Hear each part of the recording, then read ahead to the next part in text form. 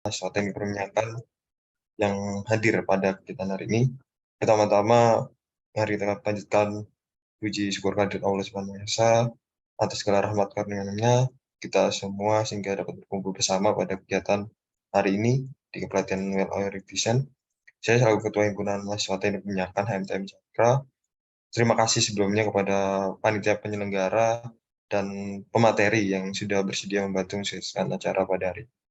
Pada kegiatan kepelatihan Oil Design ini bertujuan untuk memberikan informasi, ya tujuannya yang penting memberikan pembelajaran pelatihan tentang desain sebagaimana fokus tujuannya di mana mahasiswa teknik perminyakan bisa mengikuti pelatihan ini dan bisa ikut andil dalam mengikuti kegiatan lomba dengan sub lomba yang kemudian hari mungkin bisa diikuti sama teman-teman mahasiswa teknik perminyakan.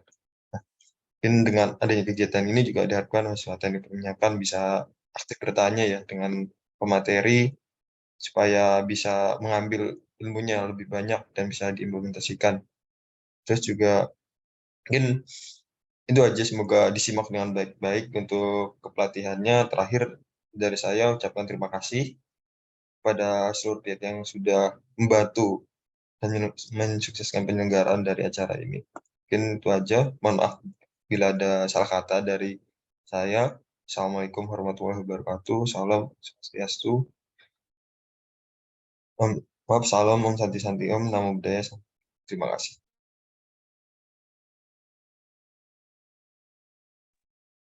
Terima kasih Mas Lilo. Selanjutnya kita sambut Ketua Prodi Teknik Perminyakan Universitas Jember kepada Bapak Agus Agustiono di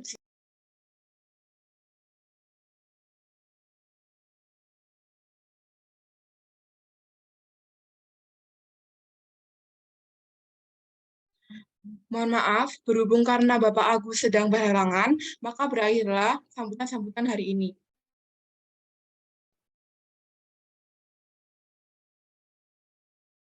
Dengan ini, acara pelatihan Olrik Design akan kita mulai. Semoga apa yang sudah disampaikan dapat kita laksanakan dengan menjunjung tinggi kelancaran pelatihan hari ini.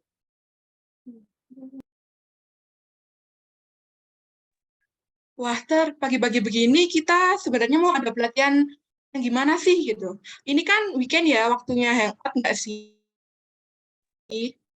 Nah, gini nih, kita nih hangoutnya bareng sama orang keren yang bakalan dijamin deh hari Minggunya bakal jadi lebih produktif. Apalagi sekarang kan puasa ya, daripada ngalong sampai buka nanti, mending ikut pelatihan kece ini sih. Kedengarannya bakal seru banget loh. Ya, kalau dihitung-hitung kita nih selangkah di depan lah ya. Dari yang bikinnya nggak ngapa-ngapain, emang siapa sih yang bakal datang hari ini? So, in this beautiful morning, it is very delighted to welcome Meridian team from Universitas Pembangunan Nasional Veteran Yogyakarta. Maybe some of you have heard of this wonderful team, even I personally often see them in many competitions. Nah, langsung aja sih kita sambut. Gimana kabar-kabarnya kakak-kakak dari tim Meridian? Mungkin di sini udah ada Kak Angelika, Kak Farel, dan Kak Frento, kemudian Kak Khairul dan Kak Nur Ilham. Mungkin boleh kita sapa-sapa dulu, gimana kabarnya, Kak? Halo teman-teman. Alhamdulillah baik nih. Selamat pagi teman-teman, baik kabarnya.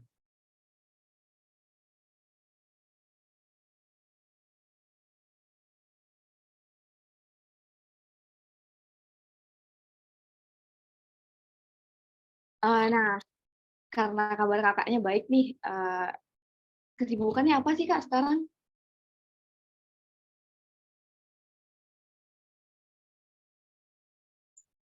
Kalau sekarang kami lagi fokus skripsian sih. Kebetulan semuanya pada mahasiswa semester akhir. Mungkin semuanya lagi pada sibuk skripsi sih ya, mewakili ya. Uh, ya, sebagai perwakilan kami juga ngucapin semangat ya Kak buat skripsinya. Sebelum memulai mungkin ada sedikit 1-2 teman-teman di sini sebelum memulai pilihannya Kak.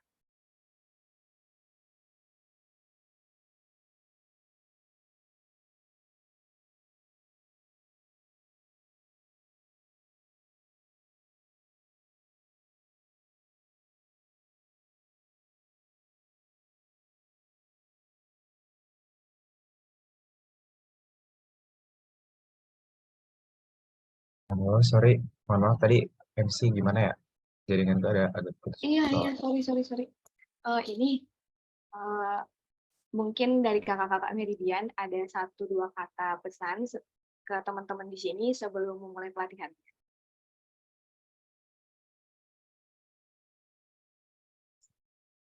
Oh ya, pesan ya. Sebenarnya lebih bagus disampaikan pas pelatihan sih. Iya, bagusnya kayak gitu sih. Gimana? Boleh nggak? Oke, siap-siap. Ini jadi pada intinya sih teman-teman di sini stay tune aja ya. Langsung aja sih tanpa menunggu lebih lama kepada kakak-kakak tim Meridian, waktu dan tempat dipersilakan.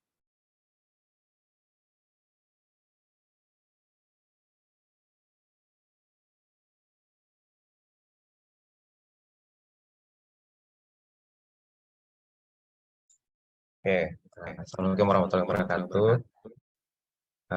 Selamat pagi teman-teman semuanya. Sebelumnya kami dari Meridian Team ingin mengucapkan banyak-banyak terima kasih terlebih dahulu kepada teman-teman HMTM Cakra Universitas Jember yang udah ngasih kami kesempatan untuk sedikit berbagi mengenai introduction serta tips and trick dalam perlombaan oil rig design competition. Kembali lagi di sini kami bukan bersifat mengajari ya, tetapi ini karena kami udah terlebih dahulu eh, berpartisipasi dalam perlombaannya dan juga udah belajar banyak mengenai inside out dari perlombaan ini sendiri. Jadi kami ingin membagi sedikit pengetahuan kami mengenai perlombaan oil rig design ini sendiri. Oke, boleh dilanjut. Baik, untuk outline yang akan kita bahas pada hari ini tuh mulai dari perkenalan dari tim kami sendiri, dilanjutkan dengan introduction dari ORDC itu sendiri, lalu dilanjutkan ke about ORDC, mulai dari persiapannya harus ngapain aja, yang harus kalian cari, ataupun yang harus kalian buat apa aja, dan lain sebagainya, dan ditutup dengan tips and trick, serta strategi untuk memenangkan perlombaan ini. Oke, next. Nah, sebelumnya kami ingin memperkenalkan diri dulu ya. Saya sendiri Muhammad Hairul Umam, lalu teman-teman Meridian yang lain. Boleh dong, unmute dulu teman-teman Meridian.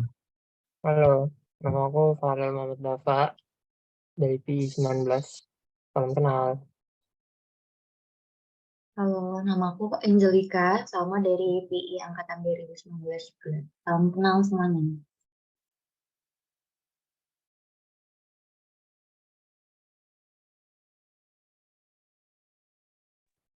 Halo, nama aku Tarsila dari PI 19 juga.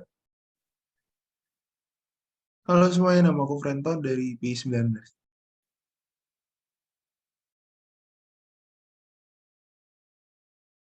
Oke, kami semua berasal dari PI ya teman-teman. Jadi mungkin bahasan-bahasan ke depan itu kita bakalan relate nih, karena mungkin kebanyakan dari kita nih semuanya jurusan PI ya. Jadi oke, boleh kita next saja. Nah, sebenarnya sebelum kita menyelam jauh nih ke perlombaan ORDC itu, sebenarnya apa sih ORDC itu? Jadi ORDC ini itu sebenarnya udah jadi salah satu ajang yang bergengsi ya di antara kita teman-teman PI maupun teman-teman dari Tekkim, Teknik Mesin dan lain sebagainya. Nah, perlombaan ini tuh sebenarnya di sini kita ditantang sebenarnya untuk membuat desain rig 3D atau desain offshore rig serta memberikan inovasi dalam mendesain rignya. Nah, tapi dalam hal ini tuh kita juga harus memperhatikan kondisi lapangan ataupun case yang nantinya akan diberikan oleh panitia perlombaan.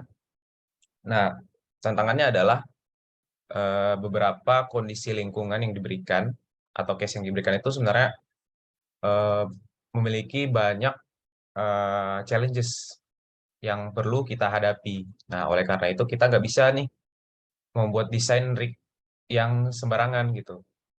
Kita perlu memberikan inovasi dengan sebagai upaya untuk pencegahan dari adanya problem-problem yang kemungkinan akan terjadi pada saat rig ini beroperasional gitu. Nah, untuk oil rig design sendiri ini tuh umumnya setim itu isinya 5 orang dan masing-masing orang tuh punya job desk tersendiri, mulai dari siapa aja yang bisa mendesain si rig-nya, terus mendesain blueprint ataupun semacam project report yang nantinya akan dikumpulkan untuk proses preliminary dari perlombaan ini sendiri. Nah, terus juga dari oil rig design ini sendiri tuh sebenarnya ini perlombaan yang sebenarnya lebih umum ya, atau lebih diutamakan multidisciplinary atau dibutuhkan keterlibatan dari berbagai jurusan. Salah satunya tuh yang sangat powerful sebenarnya teknik kelautan sih.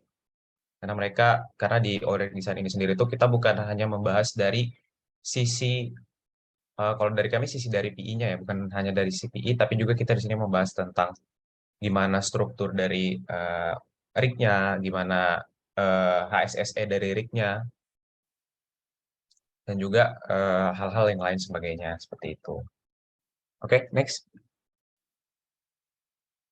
Nah, mungkin teman-teman di sini juga udah pada tahu semua jenis-jenis rig dari offshore, mulai dari rig di lepas pantai yang sangat yang bisa dioperasikan dalam kedalaman yang dangkal, itu kita bisa kenal dengan namanya swamp barge atau barge. Nah, terus juga ada jack up rig, semi submersible rig, dan drill ship. Nah, tiap-tiap rig offshore ini sendiri itu sebenarnya mereka tuh dioperasikan tergantung dari kedalaman airnya seberapa gitu. Untuk kedalaman air yang paling dalam sendiri itu sebenarnya rig yang kita pakai itu drill ship. Nah, tapi kalau dalam perlombaan oil rig design ini sendiri, itu commonly kita itu ditantang untuk mendesain semi submersible rig. Karena dari case yang diberikan juga di situ tertera sebenarnya seberapa dalam sih water depth yang ada di lapangan ini. Nah, dan itu juga ntar dikorelasiin dengan desain rig kita. Nah, umumnya sampai sejauh ini tuh semuanya semi submersible rig sih. Mungkin salah satu alasannya juga itu karena semi submersible rig ini tuh banyak menghadapi problem. Mulai dari misal rig ini tuh sebenarnya banyak menghadapi problem dari sisi kestabilan alatnya untuk beroperasi, ataupun juga dari kedalaman pengeborannya. Nah, jadi sangat banyak hal yang akan kita temui dan juga banyak problem yang terjadi lah seperti itu. Nah, makanya di sini kita diperlukan banyak inovasi juga untuk mendesain rig ini sendiri. Oke, next. Nah, untuk teknikalnya pada saat perlombaan nanti, teman-teman akan dihadapi oleh preliminary round terlebih dahulu, atau ronde seleksi tim. Nah, di sini tuh teman-teman nanti disuruh untuk membuat blueprint atau semacam buku yang berisikan tentang gimana teman-teman semua menjual desain rig kalian kepada juri. Mulai dari gimana kalian menganalisis lapangannya, terus juga 5 sistem pemborannya apa aja, inovasinya apa aja, spesifikasi peralatannya apa aja, dan juga sampai ke perhitungan economical analysisnya juga kayak gimana. Nah, semuanya itu ntar dimasukkan ke dalam blueprint. Nah, karena ini adalah perlombaan oil rig design, maka yang pasti kita juga butuh mockup ya. Nah, mockup tuh seperti desain 3D rig yang akan kita buat. Nah, dan juga di sini tuh kita bakal butuh nantinya 3D video. Nah, umumnya sih kalau di perlombaan online itu kita diwajibkan ya untuk membuat 3D video sebagai overview dari rig kita keseluruhan dalam bentuk 3 dimensi atau yang dianimasikan dalam bentuk video. Nah, ketika teman-teman semua ntar udah lolos preliminary, maka akan lanjut ke final round. Nah, biasanya final round ini tiap perlombaan itu tiap lomba tuh beda-beda ya. Biasanya tuh ada yang nyeleksi 8 tim, ada juga yang nyeleksi 10 tim dan sebagainya. Nah, di dalam perlombaan ini tuh yang pasti teman-teman semua nanti akan presentasi nih, akan menjual rig teman-teman, desain rig teman-teman semua untuk dipropos di suatu lapangan atau di case yang nantinya diberikan oleh panitia. Nah, di sini tuh jurinya itu macam-macam ya backgroundnya, tapi umumnya jurinya itu jumlahnya 3 orang sih. Dan juga yang paling sering tuh muncul juri di bagian HSE, bagian drilling, dan juga di bagian struktur dari offshore-nya gitu.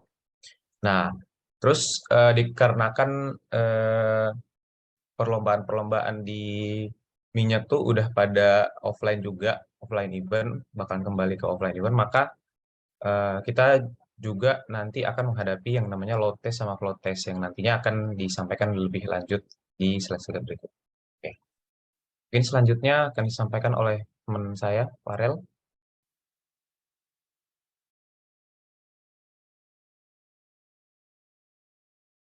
Oke, untuk lomba OR di sini ada di mana aja sih?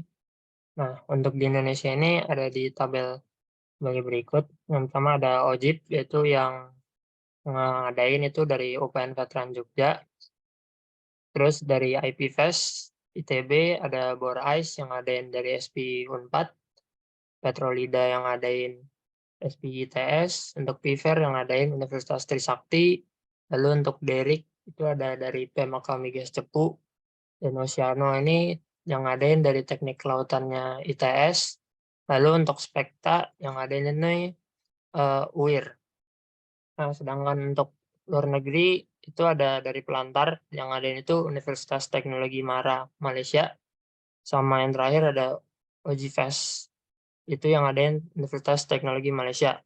Untuk waktunya itu bisa tergantung dari yang ngadainnya itu sendiri. Kayak contohnya di sini Februari, tapi contohnya wajib di sini Februari, tapi kemarin ngadainnya di bulan Maret. Jadi untuk bulan-bulan ini bisa disesuaikan dari si penyelenggaranya.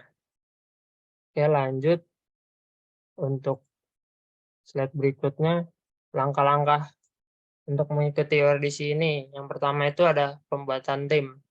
Kenapa sih pembuatan tim ini di awal? Karena dalam satu tim ini kita nggak bisa ngandelin yang pinter-pinter doang. Nanti timnya nggak bakal jalan. Soalnya berkaca dari jurusan kami waktu pembuatan tim awal-awal itu banyak banget tim yang terbentuk. Cuman nggak jalan karena komposisi timnya itu nggak sesuai dengan apa yang ada di sini. Nah, makanya kita perlu komposisi tim yang sesuai.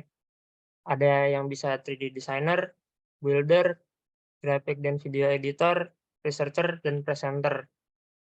Namun komposisi tim ini itu fleksibel tergantung kebutuhan atau kemampuan dari individunya. Jadi maksudnya itu dalam satu tim itu kan bisa 4-5 orang. Nah, untuk 3D designer, builder, graphic, dan video editor itu nggak harus satu-satu, bisa 2 orang, 2 orang, 2 orang. Jadi saling backup lah intinya kayak gitu. Contohnya kayak gini, komposisi di Meridian Team itu ada 3D designer, itu aku sendiri. Nah, di builder ini nanti kita bakal buat market.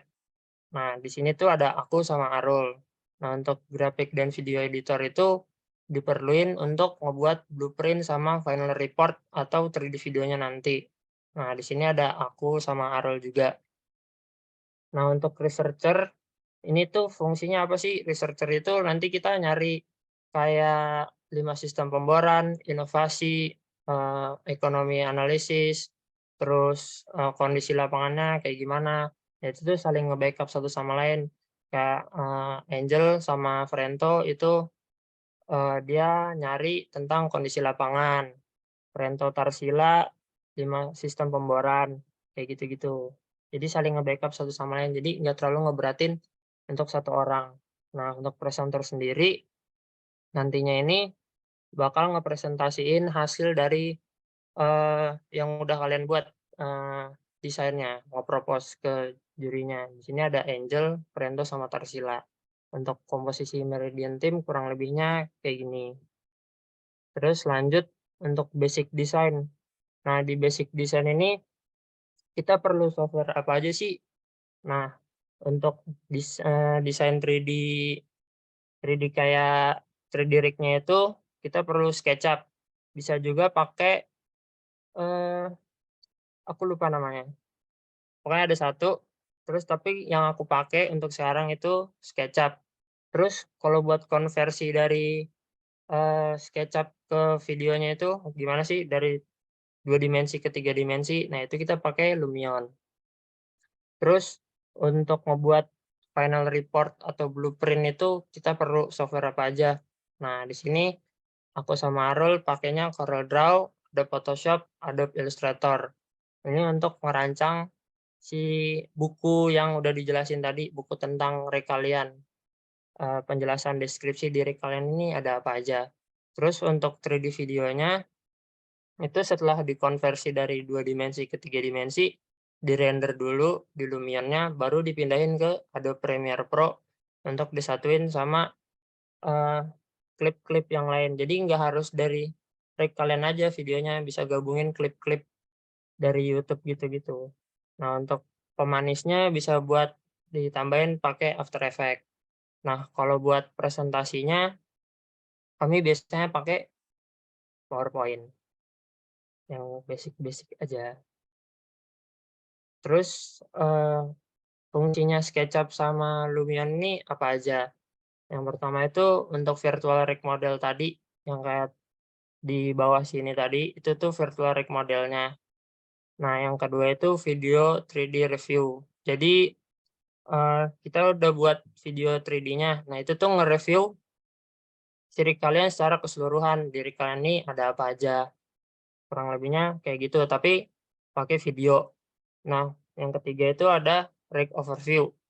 Di rig overview ini kalian, eee, kayak nampilin apa aja sih yang ada di rig kalian, mulai dari 5 sistem pemborannya, terus inovasi yang kalian bawain, terus HSSE, alat-alat HSSE-nya apa aja.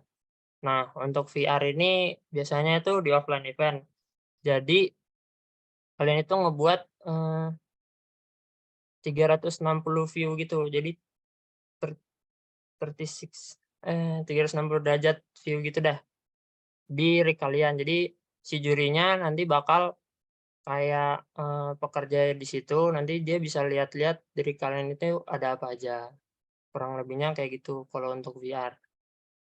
Terus lanjut untuk, CorelDRAW atau Photoshop atau Illustrator. Nah, untuk apa aja sih?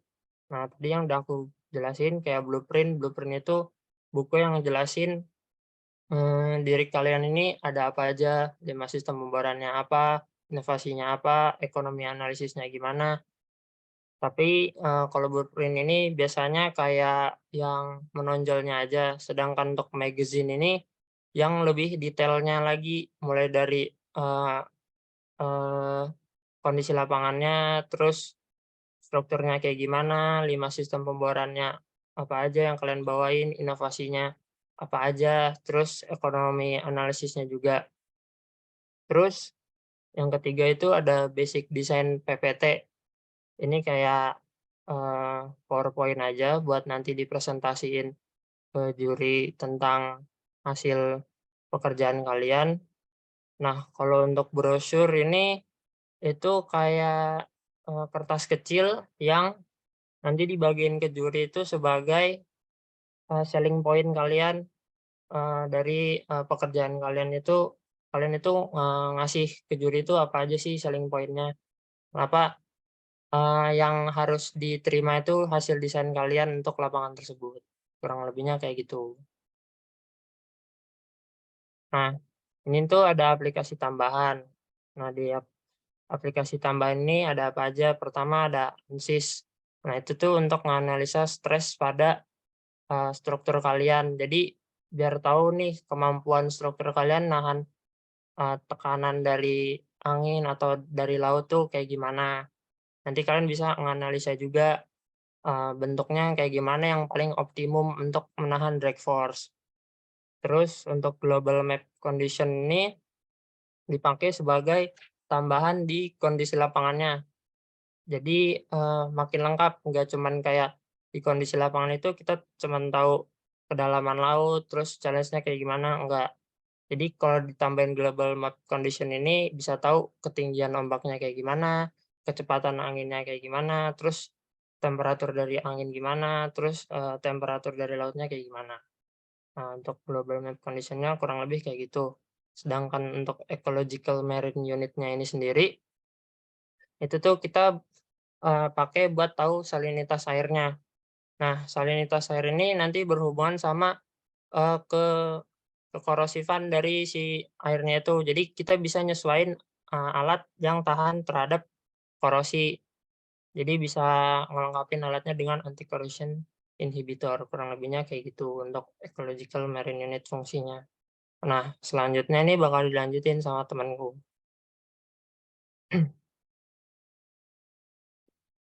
Oke, aku izin lanjutin ya. Jadi ini sini aku bakal nyoba share flow yang sebenarnya selama ini kita lakuin sih sebenarnya. Jadi yang pertama kita lakuin, kita ngelakuin field overview. Tadi kan di sana di sebelumnya ini kan udah dibagi-bagi ya job desk-nya anak-anak Meridian itu apa aja. Nah, ada researcher. Nah ini sebenarnya job desk researcher. Apa sih yang di research dari field overview? Di sini banyak ya yang di research. Yang pertama kali dicari itu adalah lapangannya. Jadi lapangan yang disediakan oleh panitia lombanya itu di mana, bisa dicari formasinya apa aja, cadangannya berapa, kandungan-kandungan impuritisnya apa aja, dan lain sebagainya. Dan nanti bisa produknya adalah kita bisa tahu problem-problemnya apa aja dari sana. Jadi kita nanti bisa meneruskan ke pekerjaan selanjutnya. Nah, selanjutnya apa? Selanjutnya kita ngedesain strukturnya. Strukturnya ini harus sesuai dengan lapangan yang sudah di-set tadi. Harus sesuai. Nah, jadi kalau memang harus ada yang dibutuhkan inovasi, nanti kita baru nyari inovasi di belakang.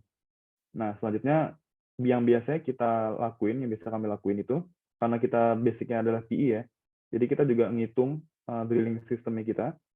Kita semua tahu di sini basically ORD itu kan sebenarnya juga drilling aja sebenarnya, drilling dan completion.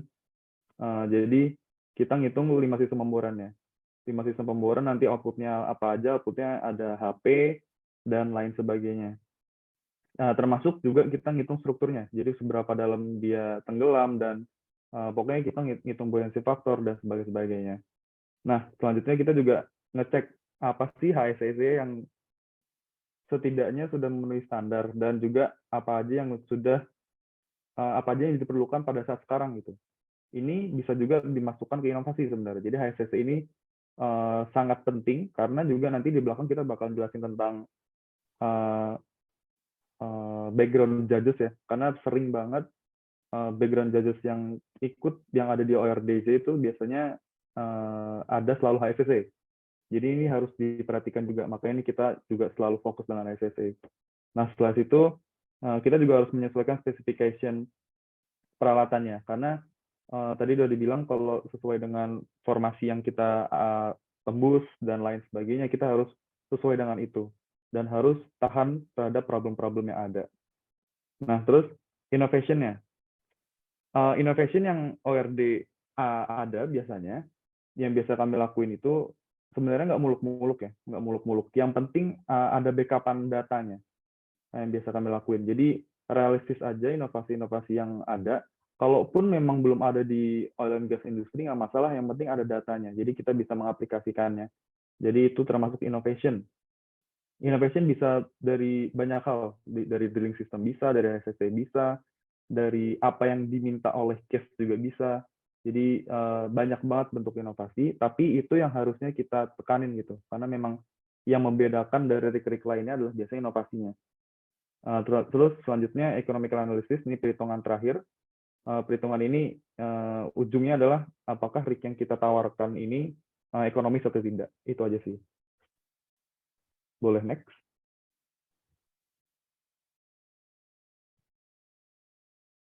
Oke, nah selanjutnya di sini ada membuat blueprint ya. Jadi biasanya dari case atau dari perlombaan yang kita ikutin itu sudah terpampang jelas gitu. Blueprint ini apa yang diminta oleh panitia lombanya, apa yang harus ada, seberapa banyak halamannya, apa yang harus dibedakan, itu biasanya ada semua yang ada di invitation letter di setiap lombanya itu. Ini kami contohin dari Oceano, dari ITS. Kalau di sini kita harus pakai English, terus field innovation, field explanation, innovation structure dan sebagainya. Nah kalau inlet ini kita ngedesain sendiri. Ada beberapa bentuk blueprint ya. Jadi blueprint ada yang benar-benar bentuknya kayak full report ataupun bentuknya kayak brosur bisa juga. Jadi tergantung panitia lomba itu mintanya seperti apa. Next. Nah ini adalah dalam bentuk lain sebenarnya dari apa sih yang diminta sama panitia. Itu tadi yang udah aku coba sebutin, bisa dalam bentuk blueprint atau final report, brosur, ataupun banner. Nah banner ini biasanya cuma untuk apa ya, gimmick lah, untuk gimmick buat marketing kita, menjual kita biar menarik gitu. Nah dari blueprint ini kita membahas semuanya, membahas semua dari perhitungan, alat apa aja yang kita bawa, bagaimana strukturnya, bagaimana inovasi yang kita bawa, semuanya kita bawa di sana, termasuk bagaimana RIK ini bisa menjadi unggul dengan yang lainnya. Itu sebenarnya itu yang menjadi kuncinya dari ORDC. Jadi gimana cara kita bisa menjual RIK kita. Nah brosur ini bedanya dengan blueprint biasanya lebih sedikit, lebih compact dan lebih menarik gitu. Nggak terlalu banyak kalimat dan lain-lainnya. Jadi bisa gampang untuk dilihat dan biasanya yang kita masukin adalah hal-hal yang pentingnya aja. Keunggulan dari RIK kita gitu. Oke, next.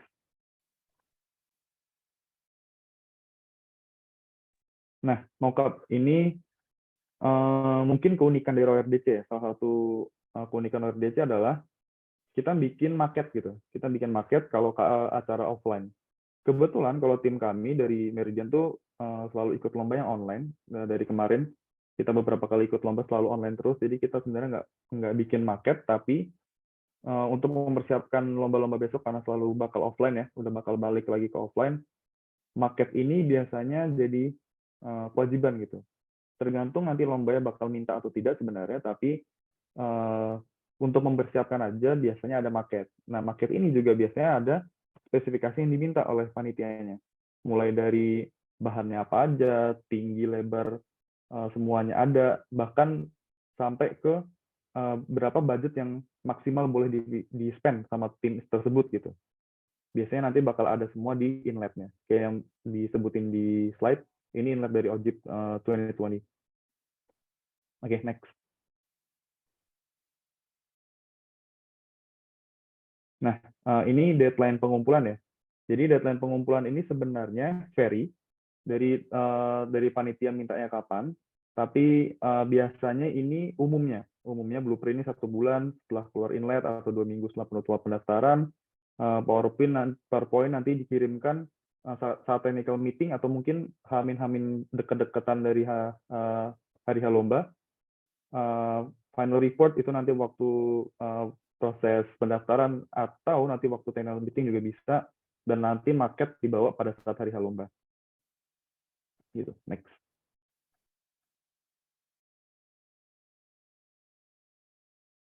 Oke, next. Jadi step selanjutnya adalah sebelum hari H pasti ada technical meeting. Sebenarnya technical meeting sebenarnya sama aja kayak biasanya, buat tentuin urutan nanti di hari H tampil urutan keberapa dan lain-lainnya. Tapi yang kunci adalah technical meeting ini hari di mana dikasih tahu judges-nya. Judges-nya ada berapa, siapa aja, background-nya dari mana. Nah itu yang jadi kunci dari teman-teman buat ikut ORDC. Karena kita bisa tahu apa sih pertanyaan-pertanyaan yang kemungkinan bisa muncul. karena kita bisa tahu subjek-subjek apa yang menjadi ahlinya mereka ini. Nah, ini trik atau tips yang harus selalu diperhatikan. Biasanya dikeluarkan pada saat technical meeting gitu. Kalau misal ahlinya adalah construction atau dia ahlinya drilling, workover, completion, HSCC ataupun yang lainnya. Atau mungkin yang zaman sekarang ada CCUS atau AI dan lain-lain, itu harus dipersiapkan gitu. Jadi bisa siap nanti di hari H bisa jawabnya apa, atau mungkin bisa mempersiapkan pertanyaan yang mungkin bakal muncul gitu. Oke, next.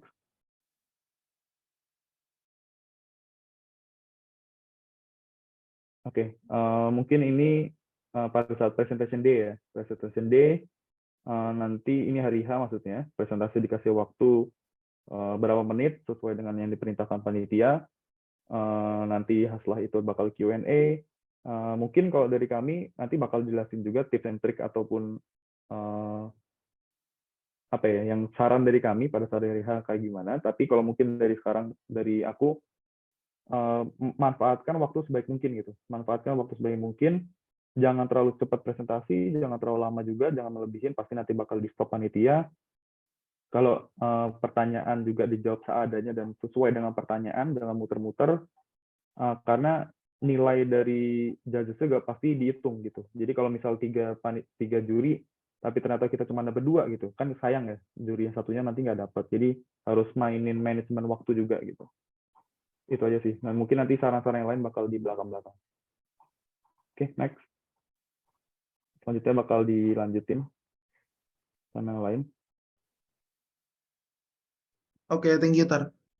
So, lanjutannya adalah kita bakal bahas sedikit tips and tricks, mungkin beberapa hal lebih in-depth ketika the day of the competition, kayak presentasi. Di presentasi biasanya presentasi biasanya dilakukan oleh beberapa orang. Jadi itu tergantung dari lomba. Teman-teman bisa cek invitation letter dari masing-masing perlombaan yang mungkin diikutin. Ada beberapa yang sudah menetapkan, misalnya hanya dua orang atau hanya 1 orang yang boleh presentasi. Tapi kalau dibebaskan biasanya pembagiannya teman-teman bisa bagi 2-3 orang untuk bisa mempresentasikan hasil pengerjaan teman-teman. Dan umumnya juga kita harus mempresentasikan dalam kurun waktu kurang lebih selama 10 menit. Jadi teman-teman harus mempersiapkan slide yang begitu banyak untuk teman-teman presentasikan, tapi harus di make sure hal-hal yang bersifat penting untuk teman-teman highlight harus dimasukkan ke dalam presentasi yang teman-teman bawakan. Di samping ini, inlet bore ice, salah satu contoh untuk invitation letter bore ice yang menunjukkan beberapa rules untuk final presentation-nya akan seperti apa. Jadi 10 minutes presentation session sama 15 minutes of Q&A session. Seperti yang dibilangin Tersila sebelumnya, Q&A session itu juga penting karena teman-teman harus bisa efisiensi waktu. Biasanya umumnya kita diuji oleh 3 judges dengan background yang berbeda dan punya penilaian juga yang berbeda gitu. Dimaksimalkan ketika Q&A session, teman-teman bisa menjawab pertanyaan dari ketiga juri, sehingga pembagian nilai antara masing-masing juri pun juga lebih baik dibandingkan mungkin teman-teman hanya memaksimalkan menjawab pertanyaan dari salah satu atau salah 2 juri dari 3 orang. Kemudian mungkin dari PPT-nya juga harus ada name formatnya, itu yang harus teman-teman perhatikan. Terus juga ketika mengirimkan timeline, ketika mengirimkan hasil PPT yang fix teman-teman akan bawakan untuk presentasi, itu juga harus menyesuaikan dengan timeline yang sudah dibuat oleh panitia. So make sure ketika teman-teman punya CP atau LO dari perlombaan tersebut, benar-benar di make sure timeline-nya sehingga tidak ada keterlambatan pengumpulan dan hasilnya teman-teman tidak ada pengurangan poin juga. Dan itu lebih memaksimalkan teman-teman untuk scoring nanti. Next. Oke, ini berikut beberapa contoh bobot penilaian yang kita dapatkan dari judges. Salah satunya ini yang kami dapatkan dari invitation letter Pelantar yang kami ikuti, salah satu lomba yang diadain di Malaysia yang kami ikutin. Ini ada 20% untuk blueprint oil rig design. Jadi blueprint yang teman-teman siapkan dan teman-teman buat, BP-nya itu dia akan dinilai kurang lebih 20%, kemudian 25% buat 3D video oil rig design. Most of the time kalau online, 3D video oil rig design-nya juga akan dinilai hasilnya seperti apa. Jadi teman-teman, kalau teman-teman penasaran 3D video design, teman-teman juga bisa check out ke beberapa lomba-lomba, biasanya diposting juga di Reels-nya untuk videonya seperti apa. Terus juga ada 35% buat filter or design presentation. Bobotnya cukup besar, sehingga kalau dari kami menyarankan teman-teman ketika menyiapkan presentasinya, harus membuat lebih baik disarankan untuk membuat skrip, sehingga teks presentasi yang teman-teman udah siapin itu lebih maksimal, bisa teman-teman maksimalin, sehingga seperti yang tadi aku bilang, ada poin-poin penting yang harus di-highlight, itu bisa tersampaikan dengan baik. Nggak mesti semua hal harus teman-teman bahas, tapi yang menjadi kelebihan dan yang kalian tekankan utama di rig yang akan kalian bawakan dan presentasikan itu harus terjamin kalian sampaikan di presentasinya teman-teman. Ada 5% Q&A session dan ada inovatif and creative design. So inovatif di beberapa lomba juga inovasi menjadi salah satu inovasi peralatan pertama yang teman-teman bawakan, jadi salah satu poin besar yang dinilai juga. Itu penting untuk teman-teman perhatikan, sehingga bukan hanya dari presentasinya, tapi bagaimana teman-teman bisa mencari inovasi peralatan yang tepat menyesuaikan dengan kondisi rig dan kondisi lapangan. Oke, mungkin itu aja. Bisa di next. Oke, ini mengenai outfit presentasi. Biasanya bebas rapi, tidak boleh menggunakan almet atau alma mater atau yang menunjukkan identitas kampus.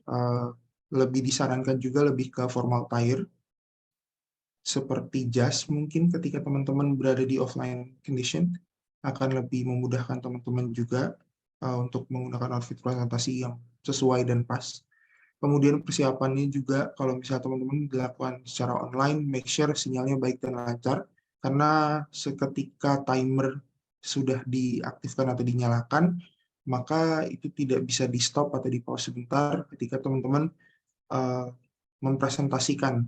So make sure teman-teman juga nyiapin buat backupnya dan juga buat jaringannya di make sure stabil sebelum memulai presentasi atau sebelum memulai lomba.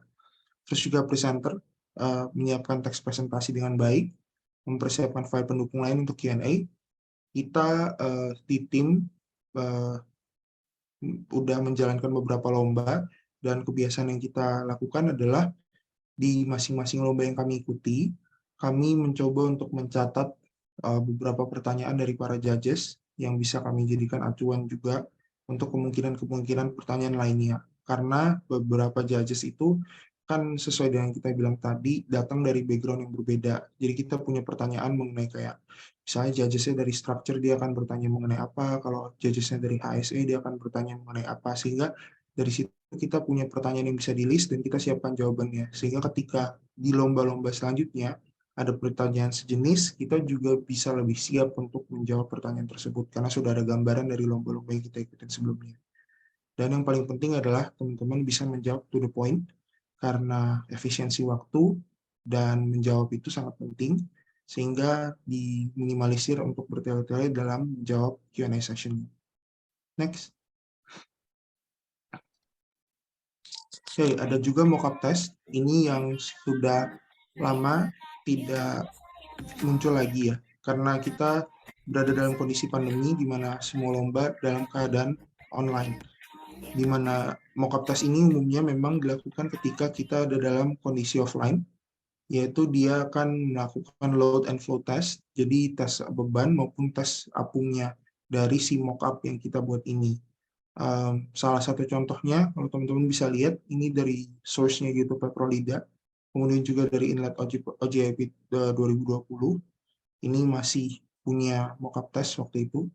Nah, karena akan ada banyak lomba dari acara tahunan terbesar masing-masing universitas, maka ada kemungkinan besar juga untuk mockup tes ini kembali muncul sebagai salah satu persyaratan ketika teman-teman mengikuti OLRIC design.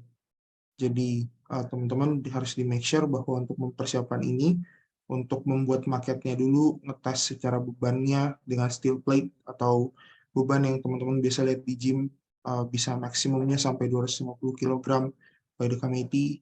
Tips and triknya adalah make sure bahwa mockup yang teman-teman bawa tidak patah, karena ketika once it broken gitu kayak dianggap nilainya akan 0 dan langsung dianggap gagal. So make sure teman-teman tahu seberapa besar beban yang mockup teman-teman bisa tanggung, dan juga ketika ada dalam kondisi yang ombak, karena ada float, dalam kondisi terapungnya, karena ada float testnya juga. Oke, next.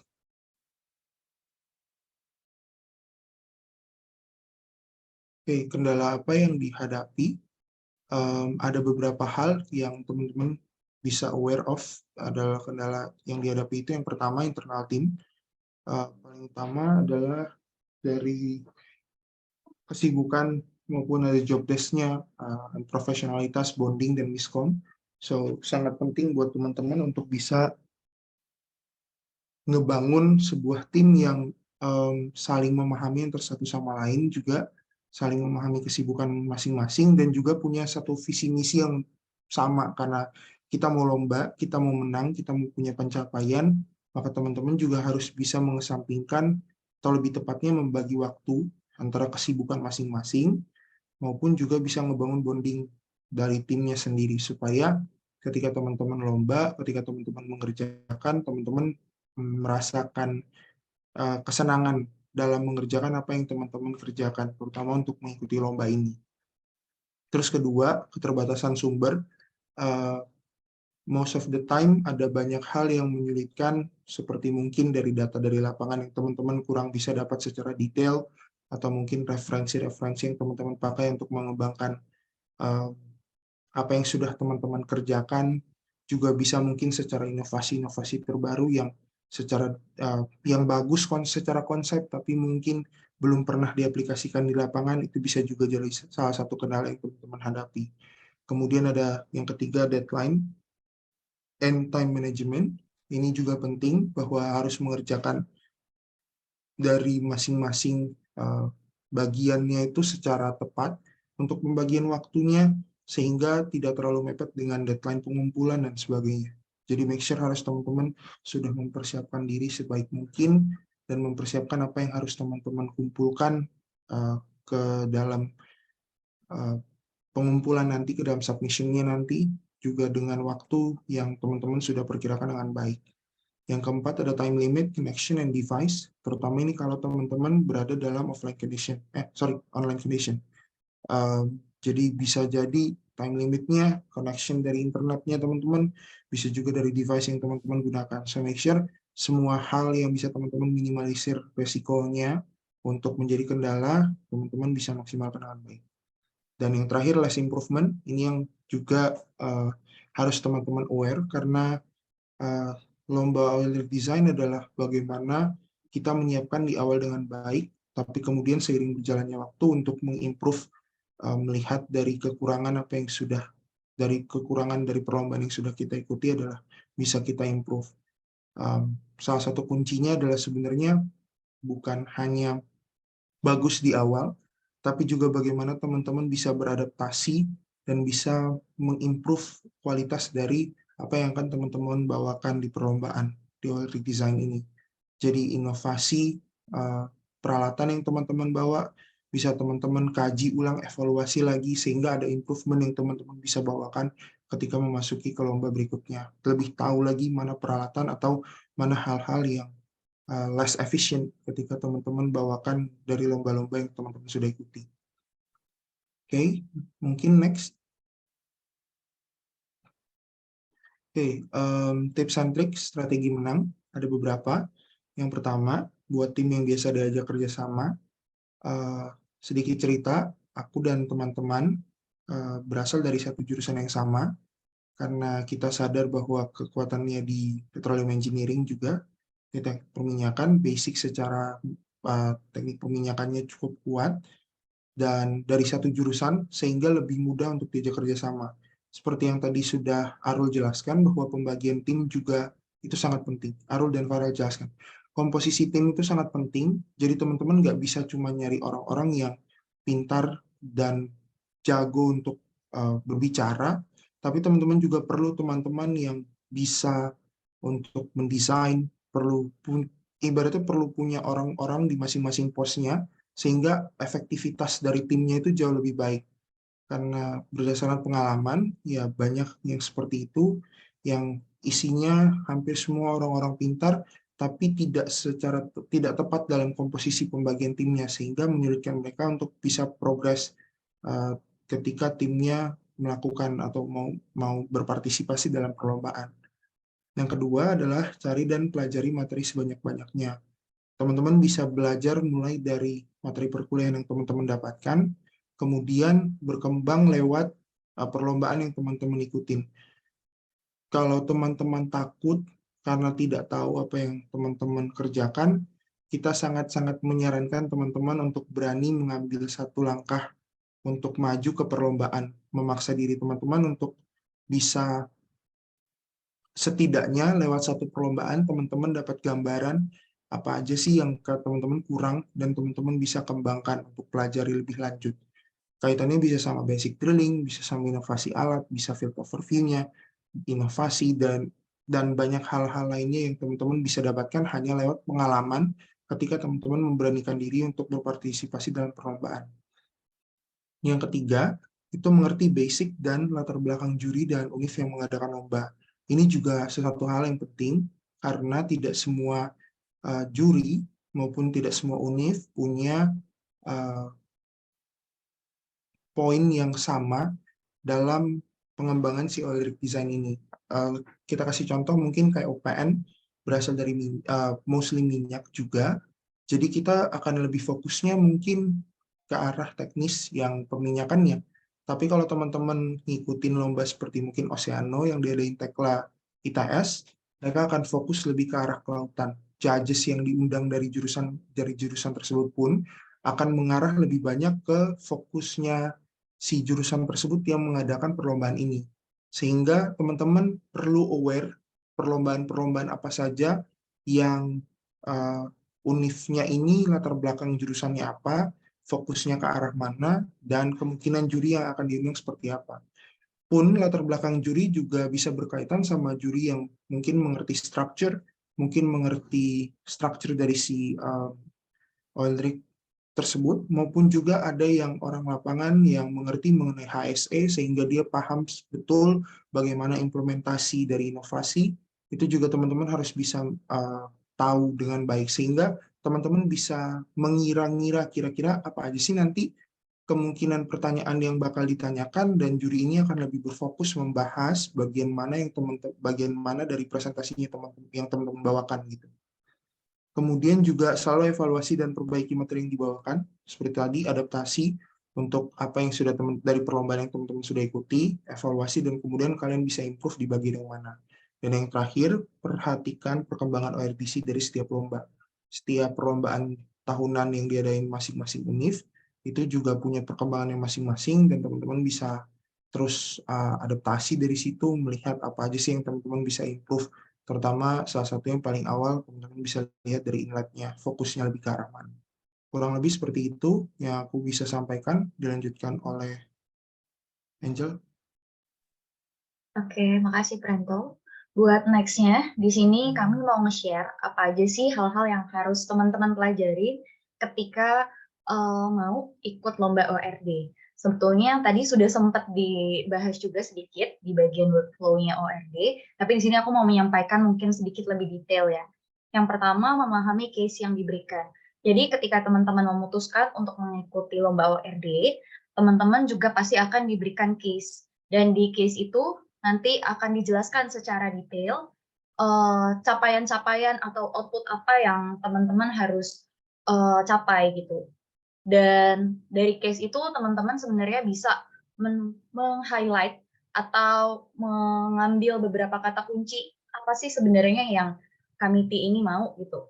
Yang pertama bisa jadi mereka menginginkan sebuah rig yang ekonomis, kemudian stable, atau mungkin case-nya itu ada di harsh environment. Terus kemudian bisa juga yang lagi hype sekarang ini memasukkan mengenai renewable energy dalam proses pengeboran. Dan bisa jadi juga ada digabungkan dengan teknologi baru, decarbonization, CCUS, dan lain-lain. Dan itu yang teman-teman harus ulik dulu sebelum teman-teman melakukan proses desain gitu.